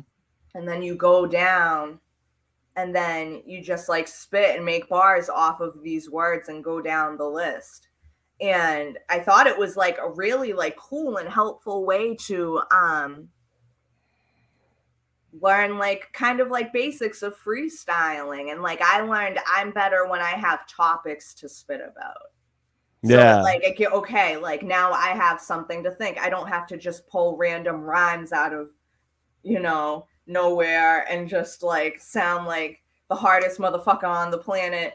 Like yeah, I rock with you, Jill, but you don't strike me as someone who would be able to sound like the hardest motherfucker on the planet. I like, do in my own way though. Like, okay. Like I still keep it Jill. Like I still feel like I'm a gangster, but just like Jill gangster. Like, yeah. I'm glad you've like, got your own way of I just like I stay in my lane. Like yeah, that's all we ask for. That's all anyone needs to do. Honestly, your lane is wide open. Everybody listening, your lane is wide open. Stay in it. Do it. Thank you. Yo, shout out. Try the dictionary freestyle is another good one. I got that from Justin Clancy. You know, have someone open a dictionary, just throw words at you. But I gotta shout out Derek Wagner in the chat one time, throwing up. You know, shout everyone tuned in. And it's funny. I start this every time. I'm like, yeah, we're gonna talk for 10 to 15 minutes. We'll go to the next artist, and then I'm just looking at the time. I end up just shooting the shit, having a blast. So I do want to bring Hoodlum Paige out here. Because he's been patiently. No, you're good. I could cut you off at any moment, and I didn't. So feel like, free to cut me off whenever. Every now and then, I interjected with like, "So when is it?" or like, you know, little guideposts. But you're doing great. I love it. Like, it's funny. That's the job of the host, is to cut people off. Like, if you read any podcast, if you read the comments, they're always like, "This would be so good if so and so would stop interrupting the guests," and it's like, well, at a certain point, like. But anyway, Jill, I appreciate this. I'm so excited for what you guys have going on. I'm glad you joined that team because it sounds like you're bringing great energy to it. I mean, I know Aaron was busting his ass and like it was good already, but I'm glad you're involved. I'm glad we finally met. It took us a minute, but I'm glad we know each other. And I look forward to like feasting with you guys pretty soon. Yes, absolutely. Like one last thing I just want to say real quickly.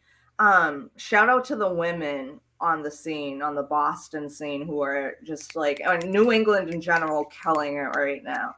I always like giving a shout out to the ladies because so many women have inspired me throughout this journey, and I always want to, you know, give them their flowers. Even if I haven't met you or don't know you like that, like I'm always listening to y'all. And that's one of the biggest things I wanted to implement in the ciphers. We early came up with a rule, no disrespecting women in lyrics, and showed that more women were participating in the ciphers. And I want to continue that. Fire. So shout out to the ladies, and shout out to the ladies. I'll give it back to you, Sam. Yeah, no, you're good. They're applying pressure too. If y'all have never tuned into this before, we do this every month on the last Thursday of every month. And last month we had Cake Swag in here. Speaking of someone who's applying pressure, check that out. If you haven't watched it, Jill, you might like her interview. She drops a ton of gems. I watched it. I love Cake Swag, yo. Body. We love Cake. Yes. We love Cake. All right. So we're going to bring Hoodlum Paige on. Are you guys going to stick around or do you got to make moves? No, I can stick around. I'm here. All right. This is fun. Yeah. Rilla's here every month now. You got a spot if you want it. When I say this, to be clear, when I tell people like you're always welcome, I mean that. If you've ever tapped in with me, anybody here now, in the future, past, present, whatever, you're tapped in.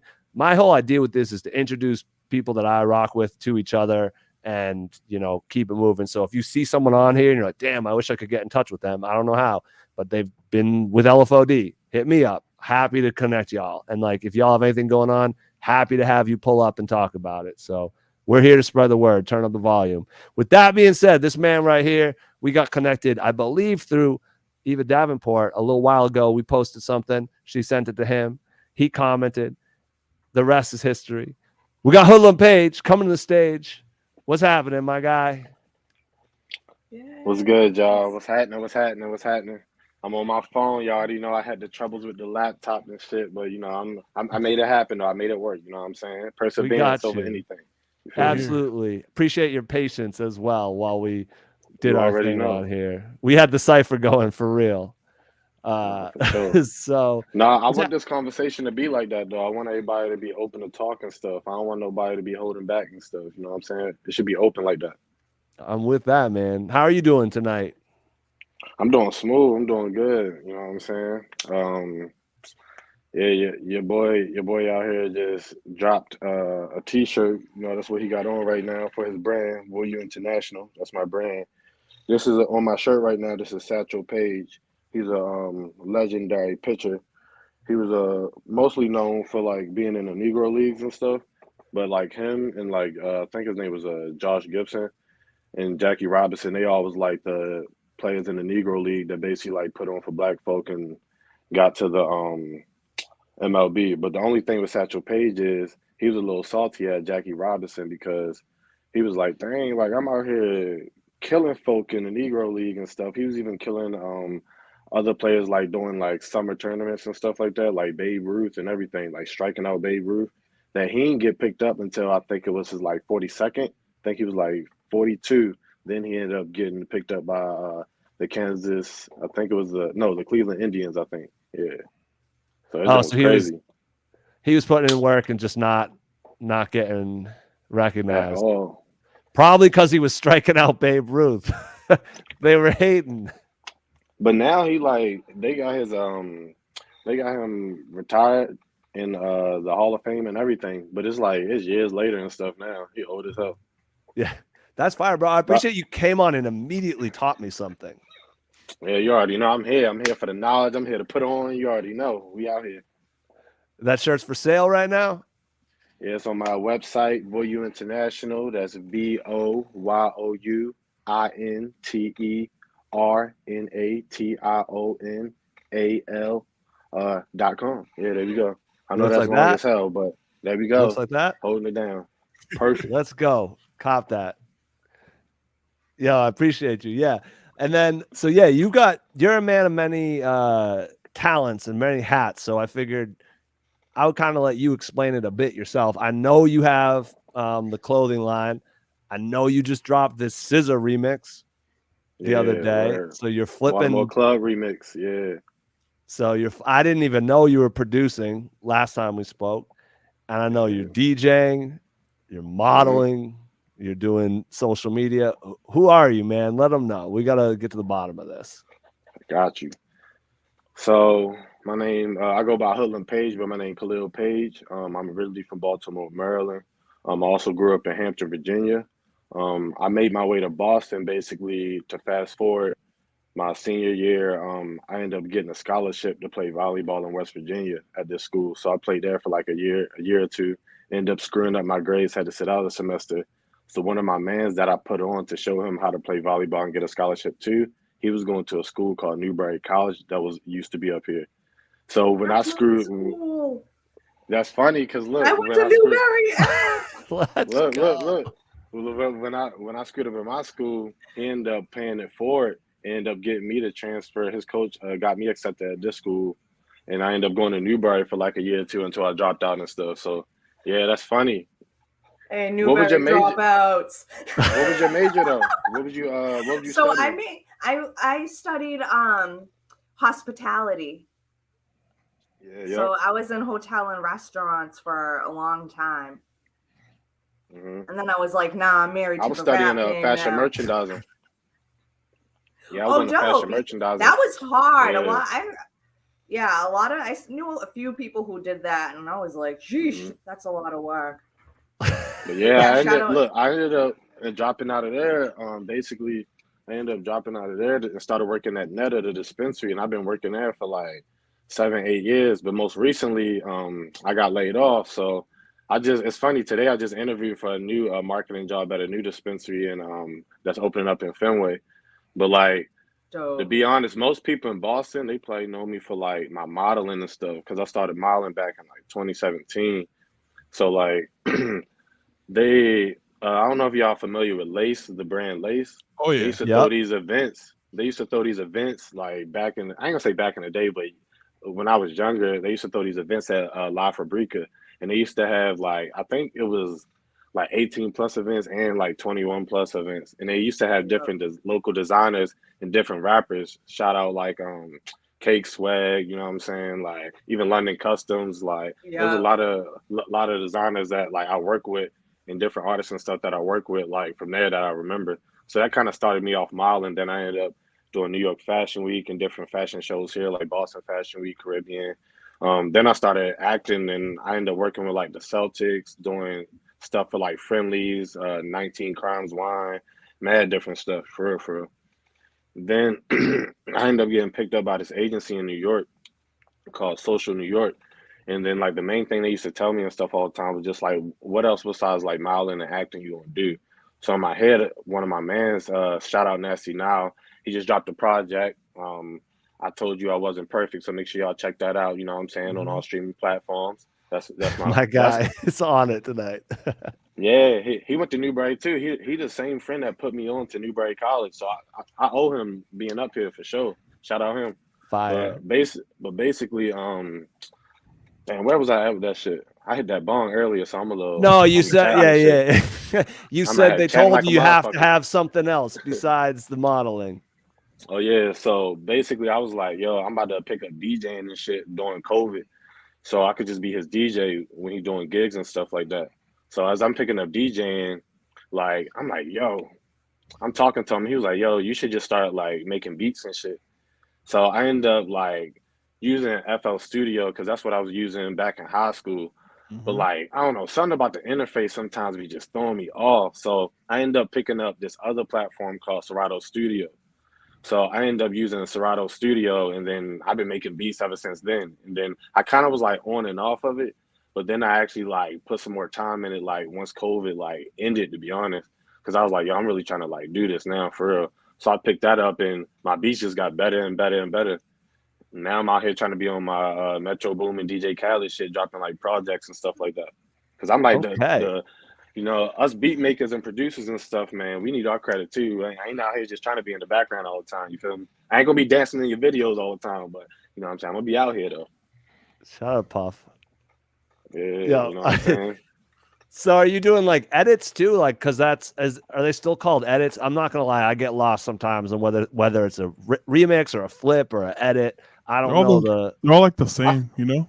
They Yeah, I was are? about to say they dead are literally the Okay. same. I feel like they all the same. I feel like it's whatever you call it, you know what I'm saying? If you feel like that's unique to you, call it whatever. But to me, I'm like, I felt like that was the Baltimore Club remix. So, and I'm from Baltimore, so I was like, I'm about to make it specifically that type of vibe. Like, Dog, I can hear it when you say two, or do. yeah, my accent don't come out that much, but I feel like once I get comfortable, and I told you I hit that bong, and now I'm like, I'm chatting Because and I shit, didn't I'm hear it going, the I'm first warmed time we up. talked, but this time I was like, oh, I hear it. He's on the wire. You know? Yeah, I'm comfortable now. You know, I'm in my crib and shit too, so yeah, you know, I'm out here chatting. Hell yeah, it's a comfortable space. I'm happy to provide it. You know, that's the vibes Mm-hmm. we want. So that explains when you commented, we said we're having you, and then the homie Signature commented. You know her from modeling? Yeah. Signature Matter of Noel fact, or My yeah, Creative? Okay. yeah. Me and her, we did like a Google gig, probably like last summer, maybe like last spring it was. So that's why I met her. Yeah. I just love when, and I am pretty sure Eva sent you the flyer that originally connected us, Yeah, right? that's my homegirl. Like, shout out her. Yeah, she originally like DM me and sent that to me, and I was like, "Yo, that's love." That she was like thinking about me in that moment, and like threw me that oop. Yeah, huge shout out to Eva. I love that too because Mhm. we never know. That's why I always say, like, Incredible singer too. Incredible singer. We can't skip over that. Incredible yeah, singer. Dude, phenomenal singer. Crazy be talented. super clear. There it is. The whole Yeah. panel agrees. Yeah, Eva Davenport at Lyrics by Eva. Make sure to tap in. I love it. That's For why I always sure. say share the live. Like you have a friend, you have family, you have someone who likes it because so much of what we do is totally organic, and we have a lot of people that quietly follow us. I'll get the Mhm. texts like, yo, I've been seeing what you've been doing, but they don't always like it or comment. They're just watching. So it's dope Yeah, when I do find out when I'm people like, weird like oh that. shit, people rock with us and send us stuff, send it to people. And like, he's here because of that. And she knows him and this, that, the third. So we appreciate it, man, for real. All y'all who do that. So are you producing with any artists right now, or like what's your wave with the music? So right now, I ain't gonna lie, I could definitely relate to Jill. I was out here being shaky with the beats, not really trying to show them and stuff. One of my mans had to call me out when we was chilling. This probably was like 2-3 months ago, and he was like, "Dad, you ain't trying to let me listen to the beats, my boy Nasty Nile and stuff." So now, what I decided that I'm doing is I'm working on 3 projects right now. I'm working on like a kind of like a mixtape series called the Villain Tapes. And then I'm working on 2 more projects. One project, I almost think about like a soundtrack for, I don't know if y'all familiar with, but it's like a kind of it's basically 90s. The 90s black movie Love Jones. Think about that type of soundtrack. I'm about to make that type of project. And then I'm making another project based off the Players Club, like that movie with like Lisa Ray and stuff. So I'm working on projects, and I'm about to have some like Virginia artists, some local Boston artists, and shoot, whoever down for real, like if they come up with some good stuff, like I'm with it for sure. Yes. That's dope. So you're just like, you're watching movies and you're like, this is it. Yeah, like me, I've always been so inspired. I feel like I get it from my mom for sure. Shout out my mom. But basically, I feel like I'm so inspired by like pop culture for sure. That's why I like to call myself like a Renaissance man, because I feel like I dive in so many different arts. Like I'm making beats, I'm modeling, acting. Like speaking of acting, matter of fact, not to go on no crazy tangent. Do it. Like in December, the Whitney Houston movie, I was one of the bodyguards.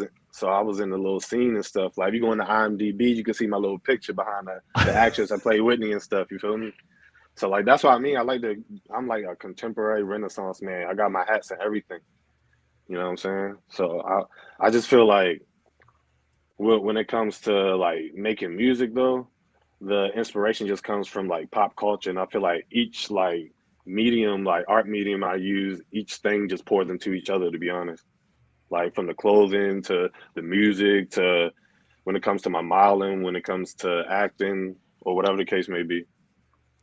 Yeah, I mean, they do pour so heavily into each other. I know, like, I've been doing more photo shoots, and the number one thing is like, bring a Bluetooth speaker and have the model like, yo, what do you want to listen to right now? And if they put on the right thing, they're out of there. Everything changes. You know what I mean? And their work goes through the roof. You know what's funny? I don't know if you ever seen this movie. Look, I'm always bringing up movies and shit, but it's an old movie called Boiler Room. It had like Vin Diesel in it. I have seen that. It got Ben Affleck in it too, and it's a one quote that he said that stuck with me from like a child and all the way up. And he said he was talking to him in a boardroom, and almost think about it like the Wolf of Wall Street type of shit. And Ben Affleck was like Leonardo DiCaprio, and he was talking to like a boardroom of folk.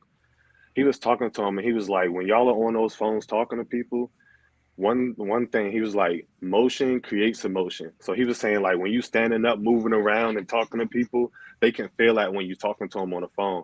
And I felt like that stuck with me so much. So it's funny that like you said that with the models, like when the music playing and stuff, then they start feeling it. They can do the poses and so forth. You feel me? Yeah. My favorite thing on the phone is when I can tell someone's smiling. I don't know how you can do it, but sometimes like, everyone's nodding their heads. Yeah, people are so perceptive in like teeny little ways, like subconsciously. Mm-hmm. Do y'all have any questions for Hoodlum? He came on here hot with things to say. I know, I was just. Well, you've been patient, my guy. You've been patient. And I told you I hit that bong a few times. I'm comfortable now. I'm just cooling. Yeah, you want to shout out any? Well, you don't have the job yet. When you get the job, let us know. Yeah, when I get the job, I'll shout them out. We can't just be throwing them out for the check. They're already fumbling marketing dollars. They could have had a promo on here. No, word. But don't worry, that severance coming in. So we like, go ahead, bring that over here. Okay. So they let you go nicely then. That's good. Yeah. It was straight. Surprise, but it was straight though. It was straight. Bet. Yeah. Well, how would you describe, like, I actually have no idea. So we've heard the Baltimore Club remix, which I would say check out, y'all. I've only heard the snippet, but it is stuck in my head. And when I actually listened to the SZA album the other day, and it was dope to hear her version.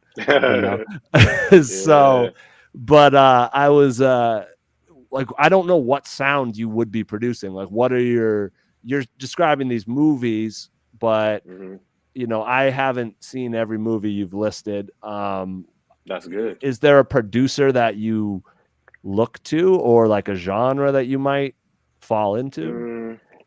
I would say I like certain producers, but I wouldn't say I really make their type of beats. Like the producers that I like is like Cardo. I'm a big fan of like Cardo Got Wings. That's probably Nice. like one of my favorite producers.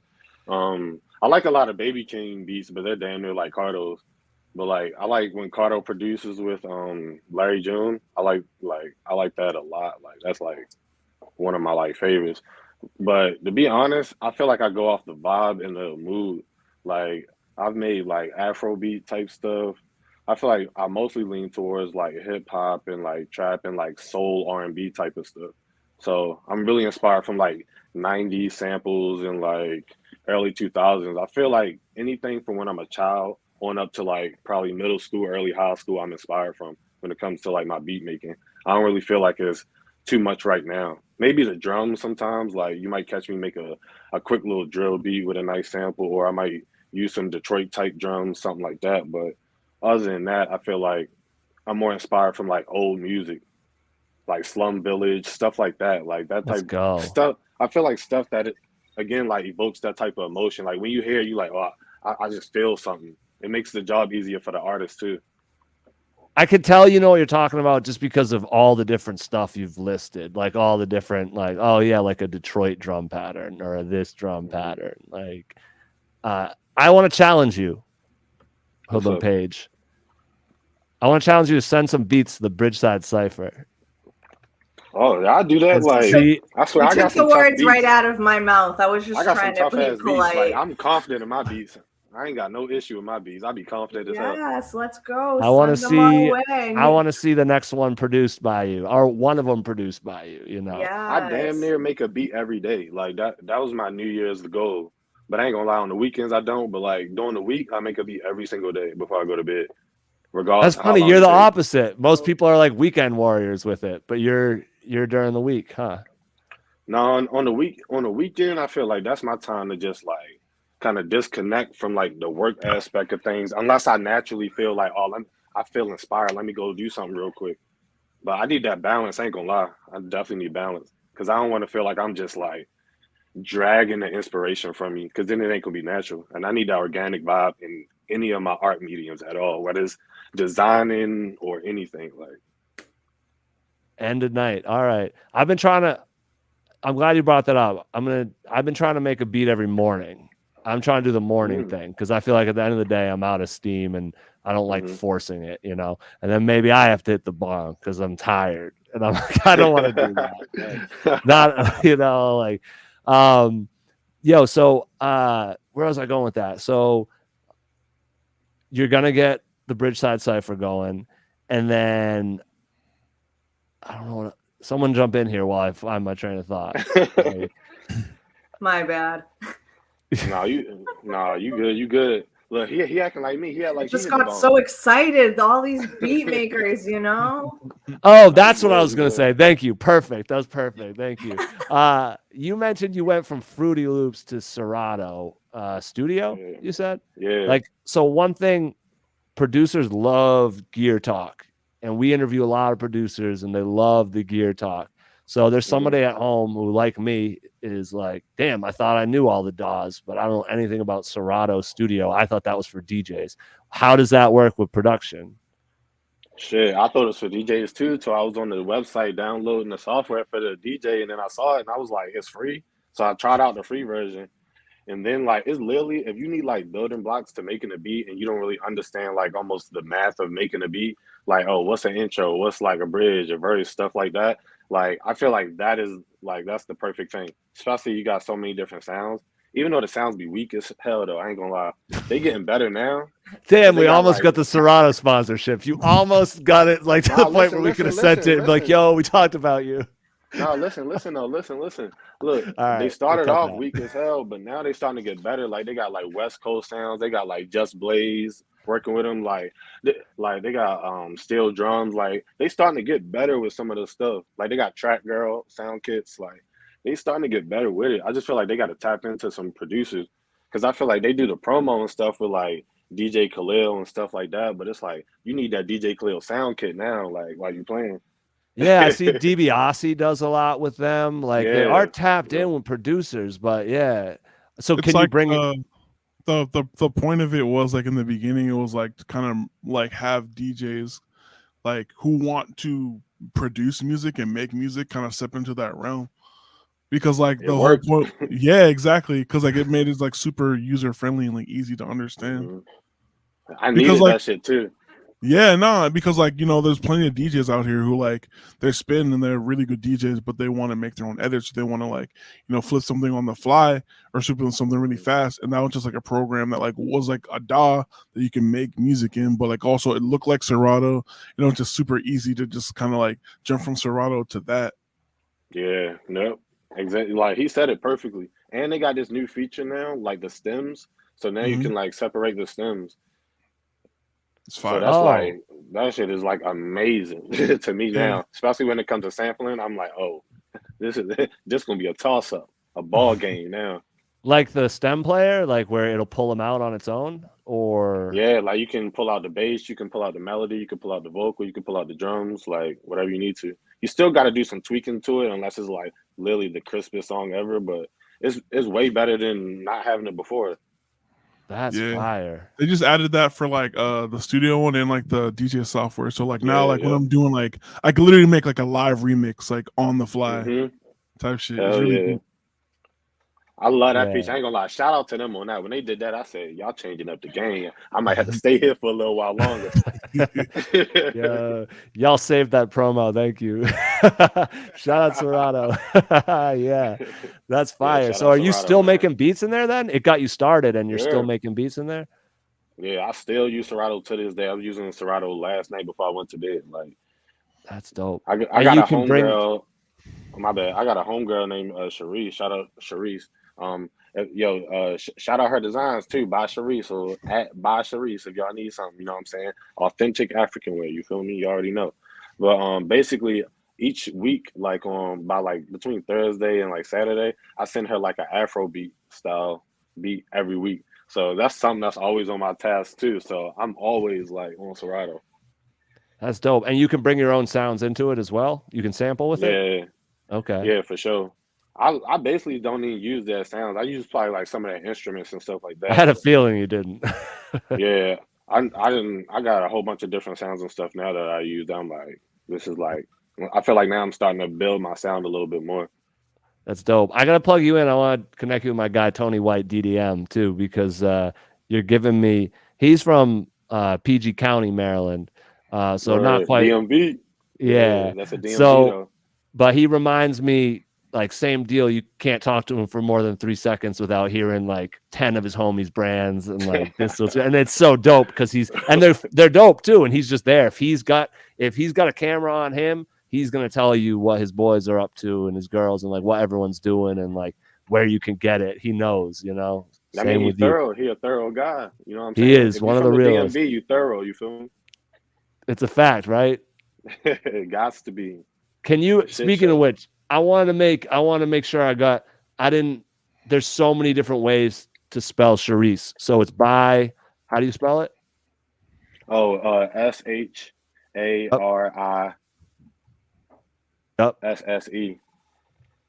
.com. No, just for the Instagram. Just pop to the Oh, okay, Instagram. bet. BY or BUY? Just Bob BY. Got you. All right, y'all. Tapping with by Sharice right there. We're Look, on if it. y'all doing that for everybody, y'all shout out. Make sure y'all did you do it for Nasty now? That's the homie that brought me up here. Let me get him next, man. This is me at work Yeah. here. We don't have a producer yet. I'm hosting and producing, typing, Yeah. getting everything going. When you see me not looking at you, I'm over here working. So what is he? Nasty Nile? Yeah, Or exactly how you think to spell it. Yep, exactly how you said it. I don't know, like that. Boom, perfect. Yeah, easy All right, money. we're See? good. This is years of experience. Translation. I appreciate you. I appreciate you. We appreciate you. He appreciates you. Shout out Nasty Nile. Send some records. LFOD.life/submissions. You know, keep us laced. Damn, that's fire. Yo, I'm glad we popped out here with you. Let me check my notes, see what else I got on you. Basically, I knew you did a ton of shit, and I'm glad you wanted to talk about all of it. Can you break down Voyou International real quick for the people? Yeah, like, all right, I'm gonna give y'all, because I just put something on my website. I'm a reader. I'm gonna just read the last little bit, then I'm gonna give y'all the simpler terms of it. But at Voyou International, we are more than just a clothing brand. We are a lifestyle brand. We are a community of individuals who are unapologetically themselves, and we are committed to doing what's best, even when it can be deceiving. Because our motto is doing what's best can be deceiving. So in simpler terms, basically sometimes people don't understand that you got to do what you feel like you got to do, regardless if like they like, oh, but you got to do it this way. You like, no, I need to do it this way because this is my journey type of thing. And because you know what's best for yourself, you know what I'm saying? And that could be deceiving to others because they don't understand your journey. So yeah, I'm with that. so Shout that's out to basically the what my mission brand about. statement. And that's why I'm I with kind that. of like my little tagline for like my DJing and stuff is like, because I feel like, I don't know, like I feel like sometimes I'm looked at as like the villain sometimes. So I call myself your friendly neighborhood villain. So that's kind of like my tag for my DJ shit. Yeah, so that was what I was going to ask you. You got the villain stuff, hoodlum. Hmm.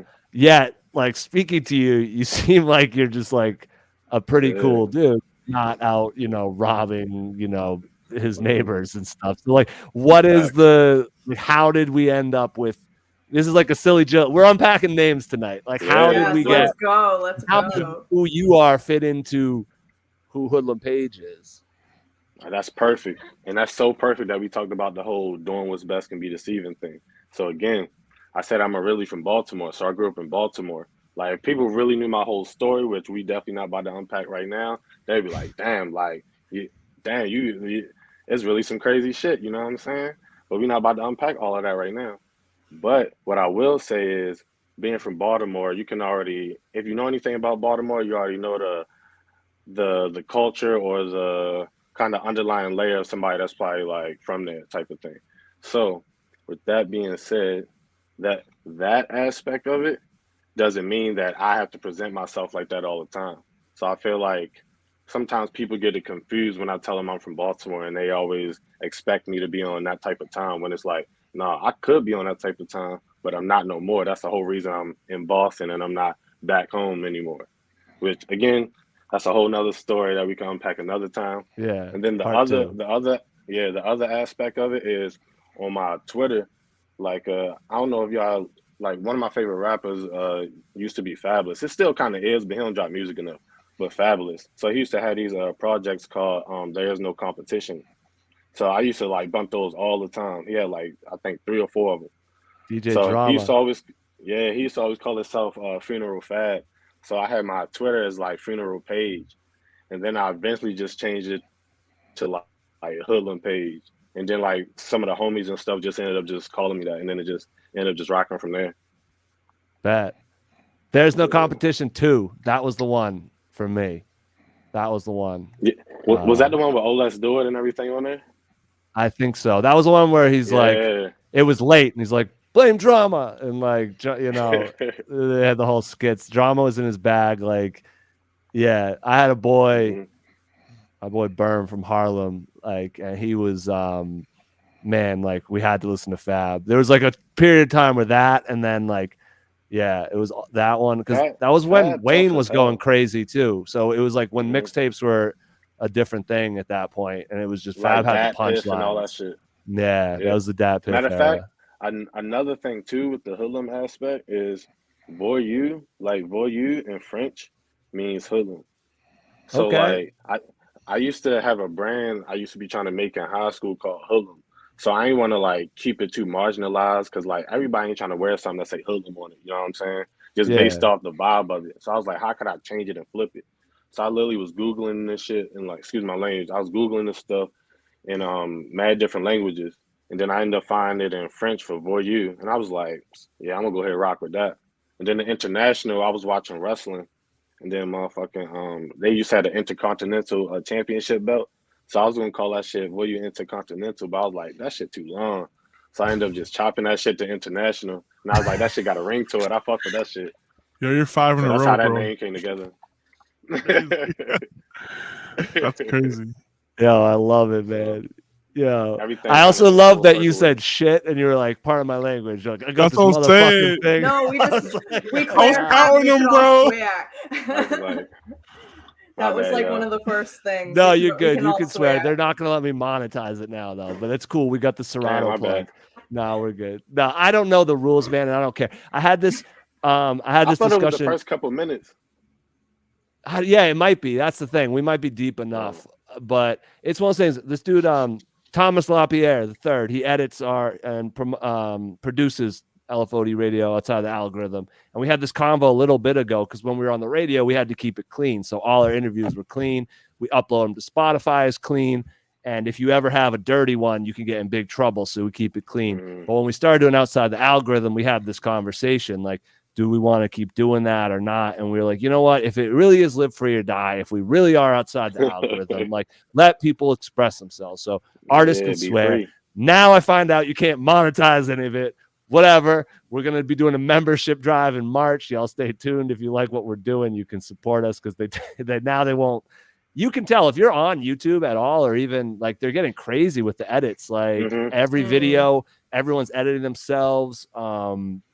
Like it's so they're editing the captions. If you post on Instagram and there's a swear in the text, you have to hide it because they're reading it with machine learning. It's like it's really getting very PG all of a sudden. The internet used to be very uncensored, and it's like not.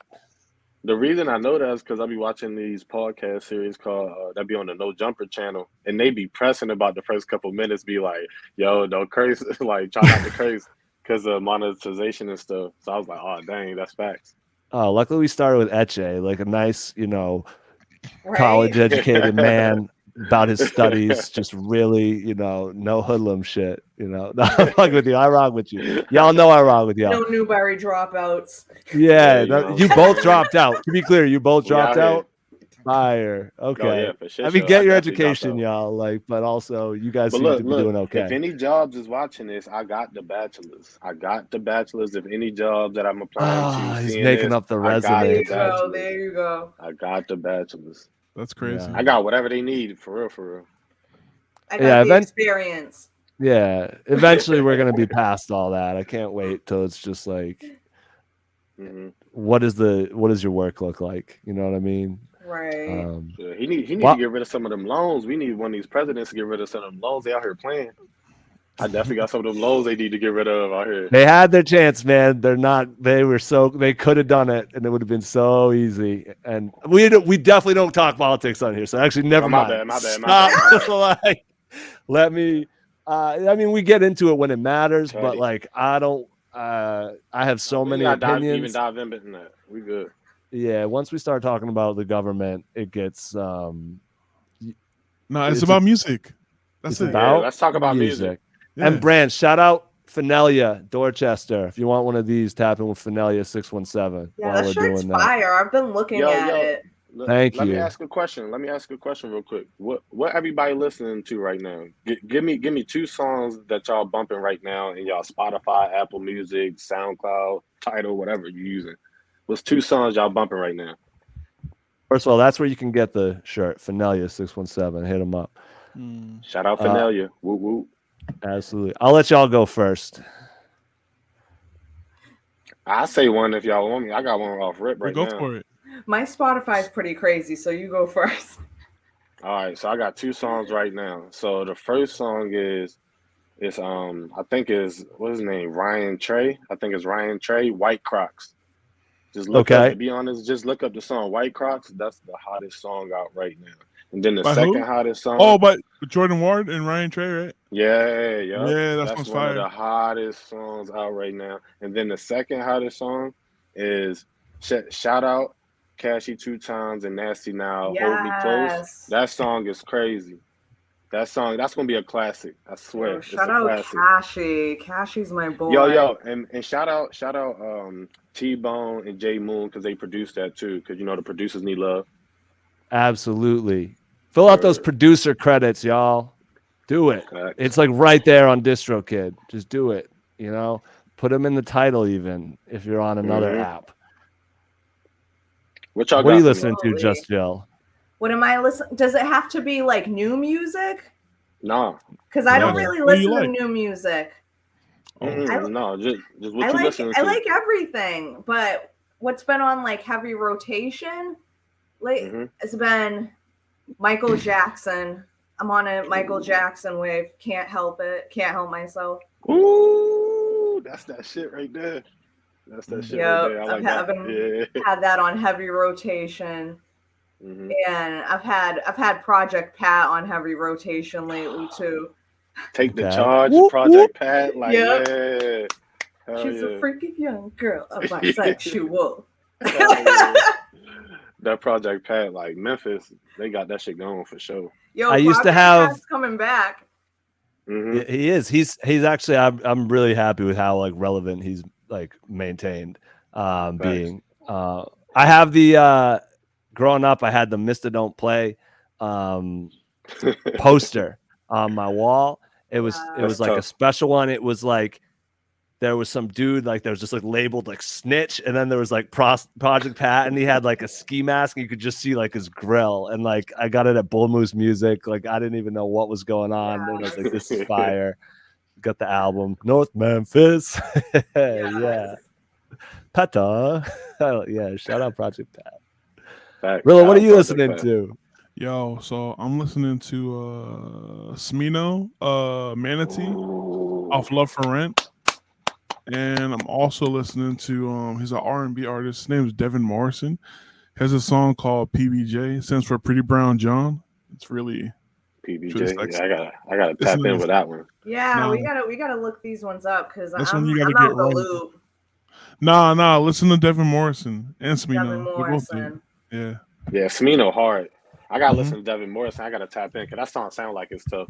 Nah, it's bro, it's mad like sexy, bro. It's crazy. He does R&B. Hell yeah, that's tough. I fuck with the R&B heavy. Oh yeah. Oh, you know what's another good one that I got put on to recently? And I don't know if this is like recent mainstream or if this is like really old. Butcher Brown. I like Butcher Brown. I'm not hip.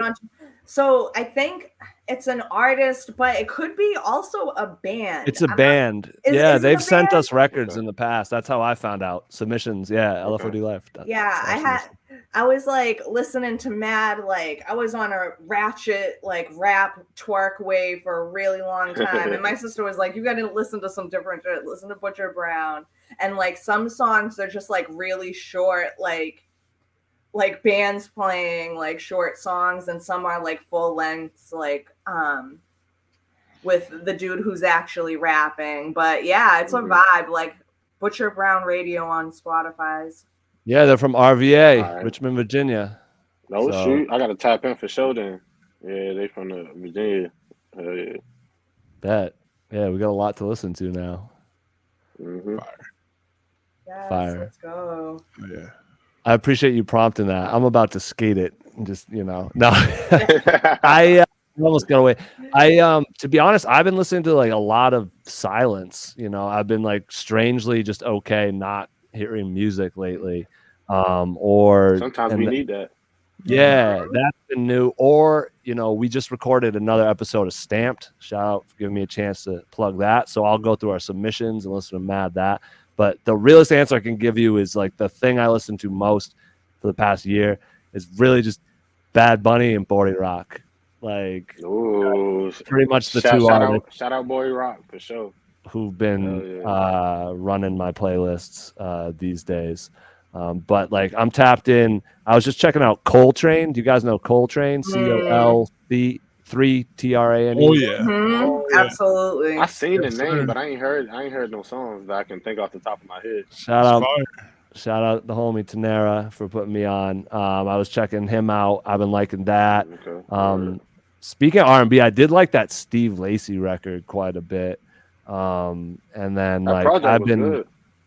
Yeah, and then I've been tapped into like I've been listening to a lot of funk, PHONK, and then like really more like house music. I didn't really listen to dance music until I got to LA, and so I've been kind of exploring dance music and seeing what's happening over there, and then just like a lot of beat show stuff. I've been going to a lot of beat shows. So if you're like just a producer, I've probably been at your show, which is why I'm excited about March 10th, Boston, Massachusetts. We will be at 177 Tremont Street. Louder. It's going to actually be loud as shit. These guys do not have neighbors. They told me once 10 p.m. hits, we can turn it up as loud as we want to go because there's nobody above, below, left, or right. It's all businesses that close down.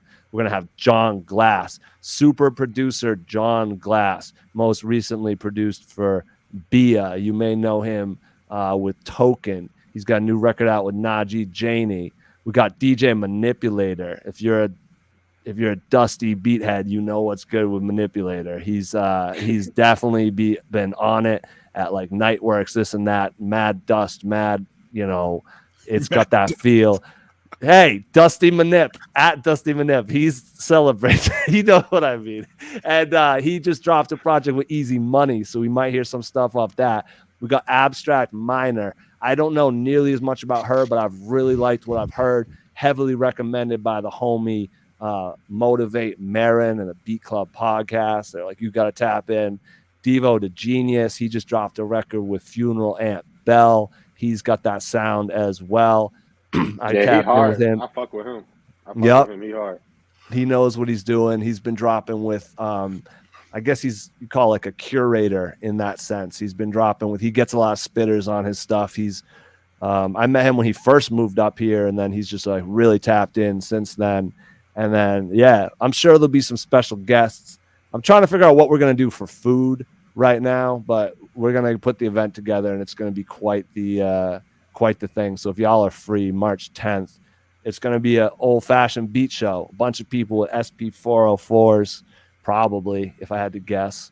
And, just some real loud. I rented the PA from Guitar Center. It's got a big old subwoofer. It's going to be, you're going to hear us. If you're driving around Boston, you're going to be like, where is that coming from? And then you're going to look up and see a bunch of lights, and it's going to be sold out, unfortunately. So buy your tickets in advance. But yeah. Anyway, the promo doesn't stop. We're out here. Yo, we've been going for like 2 hours, y'all. So do y'all have anything else you want to talk about before we get out of here? No, the only thing I'm going to say is follow your boy on Instagram at Hoodlum Paige. You already know, tap in, you know what I'm saying? If y'all got y'all paycheck, y'all got y'all unemployment, whatever y'all got, tap in, get a shirt, you know what I'm saying? BullYouInternational.com. And yeah, you already know, everybody stay prosperous and stay blessed out here, you feel me? Absolutely. And one more time, we do have this common record, A Beautiful Revolution, Part 1. If you want this common record, drop it in the comments. It's an exclusive Red Smoke vinyl. There's one of 500. Even if you don't like Common, this is a collector's piece. It'll probably win money someday. And if you do like Common, it's an even better collector's piece. You can play that. If you drop in the comments, I want that record, or just give that to me, or like anything that makes me think that you want this, it is yours. Shout out the homies at Newberry Comics. We're getting very branded up here. I feel like the next OTA Live, we might have a sponsor. Right. Like we might have some sponsors coming through. So shout out Newberry Comics with the product sponsorship, though, for sure. Yeah. If nobody comments, I'll open it up to one of the three of y'all. Do multiple of you want it? I see Rilla nodding his head. Rilla wants it. Yeah. Jill, do you want it? I do, but I think I don't have the equipment for it, so it might be better if Rilla has it or Hoodlum Paige if he wants it. That's what I was about to say. I don't even got no vinyl shit to even extract it from. So y'all don't have record players. Okay, so we got to get them. Yeah. Yo, shout out. We're going to have to tap in with Crosley or Victrola or something and give away a record player next. Yeah, Rilla has the vinyl. Rilla, will you sample this if we give this to you? Yeah. Hold on. Matter of fact. No. He said, look. I do want it now. Okay. No, I'm joking. That's I was about to crazy. say, look. No, that's what I was about to say. He can have it, and we could work on a beat together. Yeah, let's do it. Okay. So, I'm with Okay. it. happy I was gonna have you medium. guys compete with each other for it, but if we're Hell gonna no. have Nah, all love. All love, dog. Yeah, come on, we on it's the a same team, competitive man. sport. Yeah, it is. Mhm. But okay, so Rilla Force. Do you have a favorite common bar you can hit us with? Me? Yeah. Don't put me on the spot like That's that. a lot of pressure. That's I know that's kind of crazy. OD. You could have said song, like. Yeah, you could have. Yeah, I right. know, A bar. I I'm know. holding all these vinyl right now. I can't think of that, bro. Do you have a favorite common song? Yo, Do you favorite prefer- common song? Yeah. Honestly, I like the intro to be. I want to like Okay. remake it one day. All right, one more common Ooh. question, or an uncommon question. Yeah. What Common has worked with a lot of fire producers over the year. Which period do you prefer? Honestly, like That's a good question. I feel like he's worked with No ID. He has to have that time period. Okay. Yeah, or Dilla. Okay. Yeah, I wasn't I sure if wouldn't you know. know I don't Dilla or Ye or I don't know if you're even allowed to say his name anymore, but shout out Aaron King in the chat. B. Yup. Hey, Aaron, what's good? My Bridge brother. side. Hey, yes. Yeah, we actually did a live band cipher with a comment beat. We did the food. That's a good Nice. one. The one was he fire. did with at Chappelle show. Mhm. Walked Nice. in the crib, got 2 kids and my baby mama late. Uh oh. Yeah, that was fire. Damn, Jill is she's the common head, but no. I record am a player. common head, but Damn, it was meant But- for you, but you couldn't hear it. Oh, he says, yeah, the Kanye yes, golden thank era. you, Aaron. Yes. Mm-hmm. Aaron could have won it. I love it, the timing, but Rilla, you got this. Make some noise for Rilla Force. He's taking this home Woo! via our homies at Newberry Comics. We have this special edition Red Smoke vinyl common Beautiful Revolution Part 1. We got to hear it. Rilla, you'll have to give me your address. I'll mail this out to you. And let me know what track to sample. Okay. Nice. Yeah. Damn, he's taking requests. No, seriously, Right. you'll have it next show. And he's making promises. I told Now you this top- means I told need to you mail top this. 5. Okay, he did say top 5. All right. Top 5. All right, now I gotta get this. I gotta go to the post office right away. I gotta like really send it. Yeah. I appreciate y'all so much for rocking with me tonight. I never know what these shows are gonna be like. Like I said to some of y'all, I was like, this today wasn't it for me. So it was dope to come out here and like have y'all be on point. The energy's totally shifted. I'm logging off in a different spot. I hope it was as great for y'all. Good. I'm so Yes, thankful absolutely. Yeah. to know you you for having me. guys and to have a space where we can get together. And I appreciate it. This is going to be out everywhere. So if y'all tuned in and you enjoyed it, it's going to still be up on Facebook, still be up on YouTube. The Twitch lasts 7 days. Share it with your friends, family, neighbors. Let us know in the comments what your favorite spots are. Damn, everyone's here. Malik, bro, we were talking about you for a while. You're going to have to run it back and hear what we said about you. We said nice things, so you can all tap in with us at LFOD Life, Instagram, Twitter, Facebook, all these places. Hit us with comments, questions, all that good stuff. It's cool, man. You can run it back right when we're done. Just hit the little rewind button on YouTube. So, yo, I appreciate y'all. We'll be back.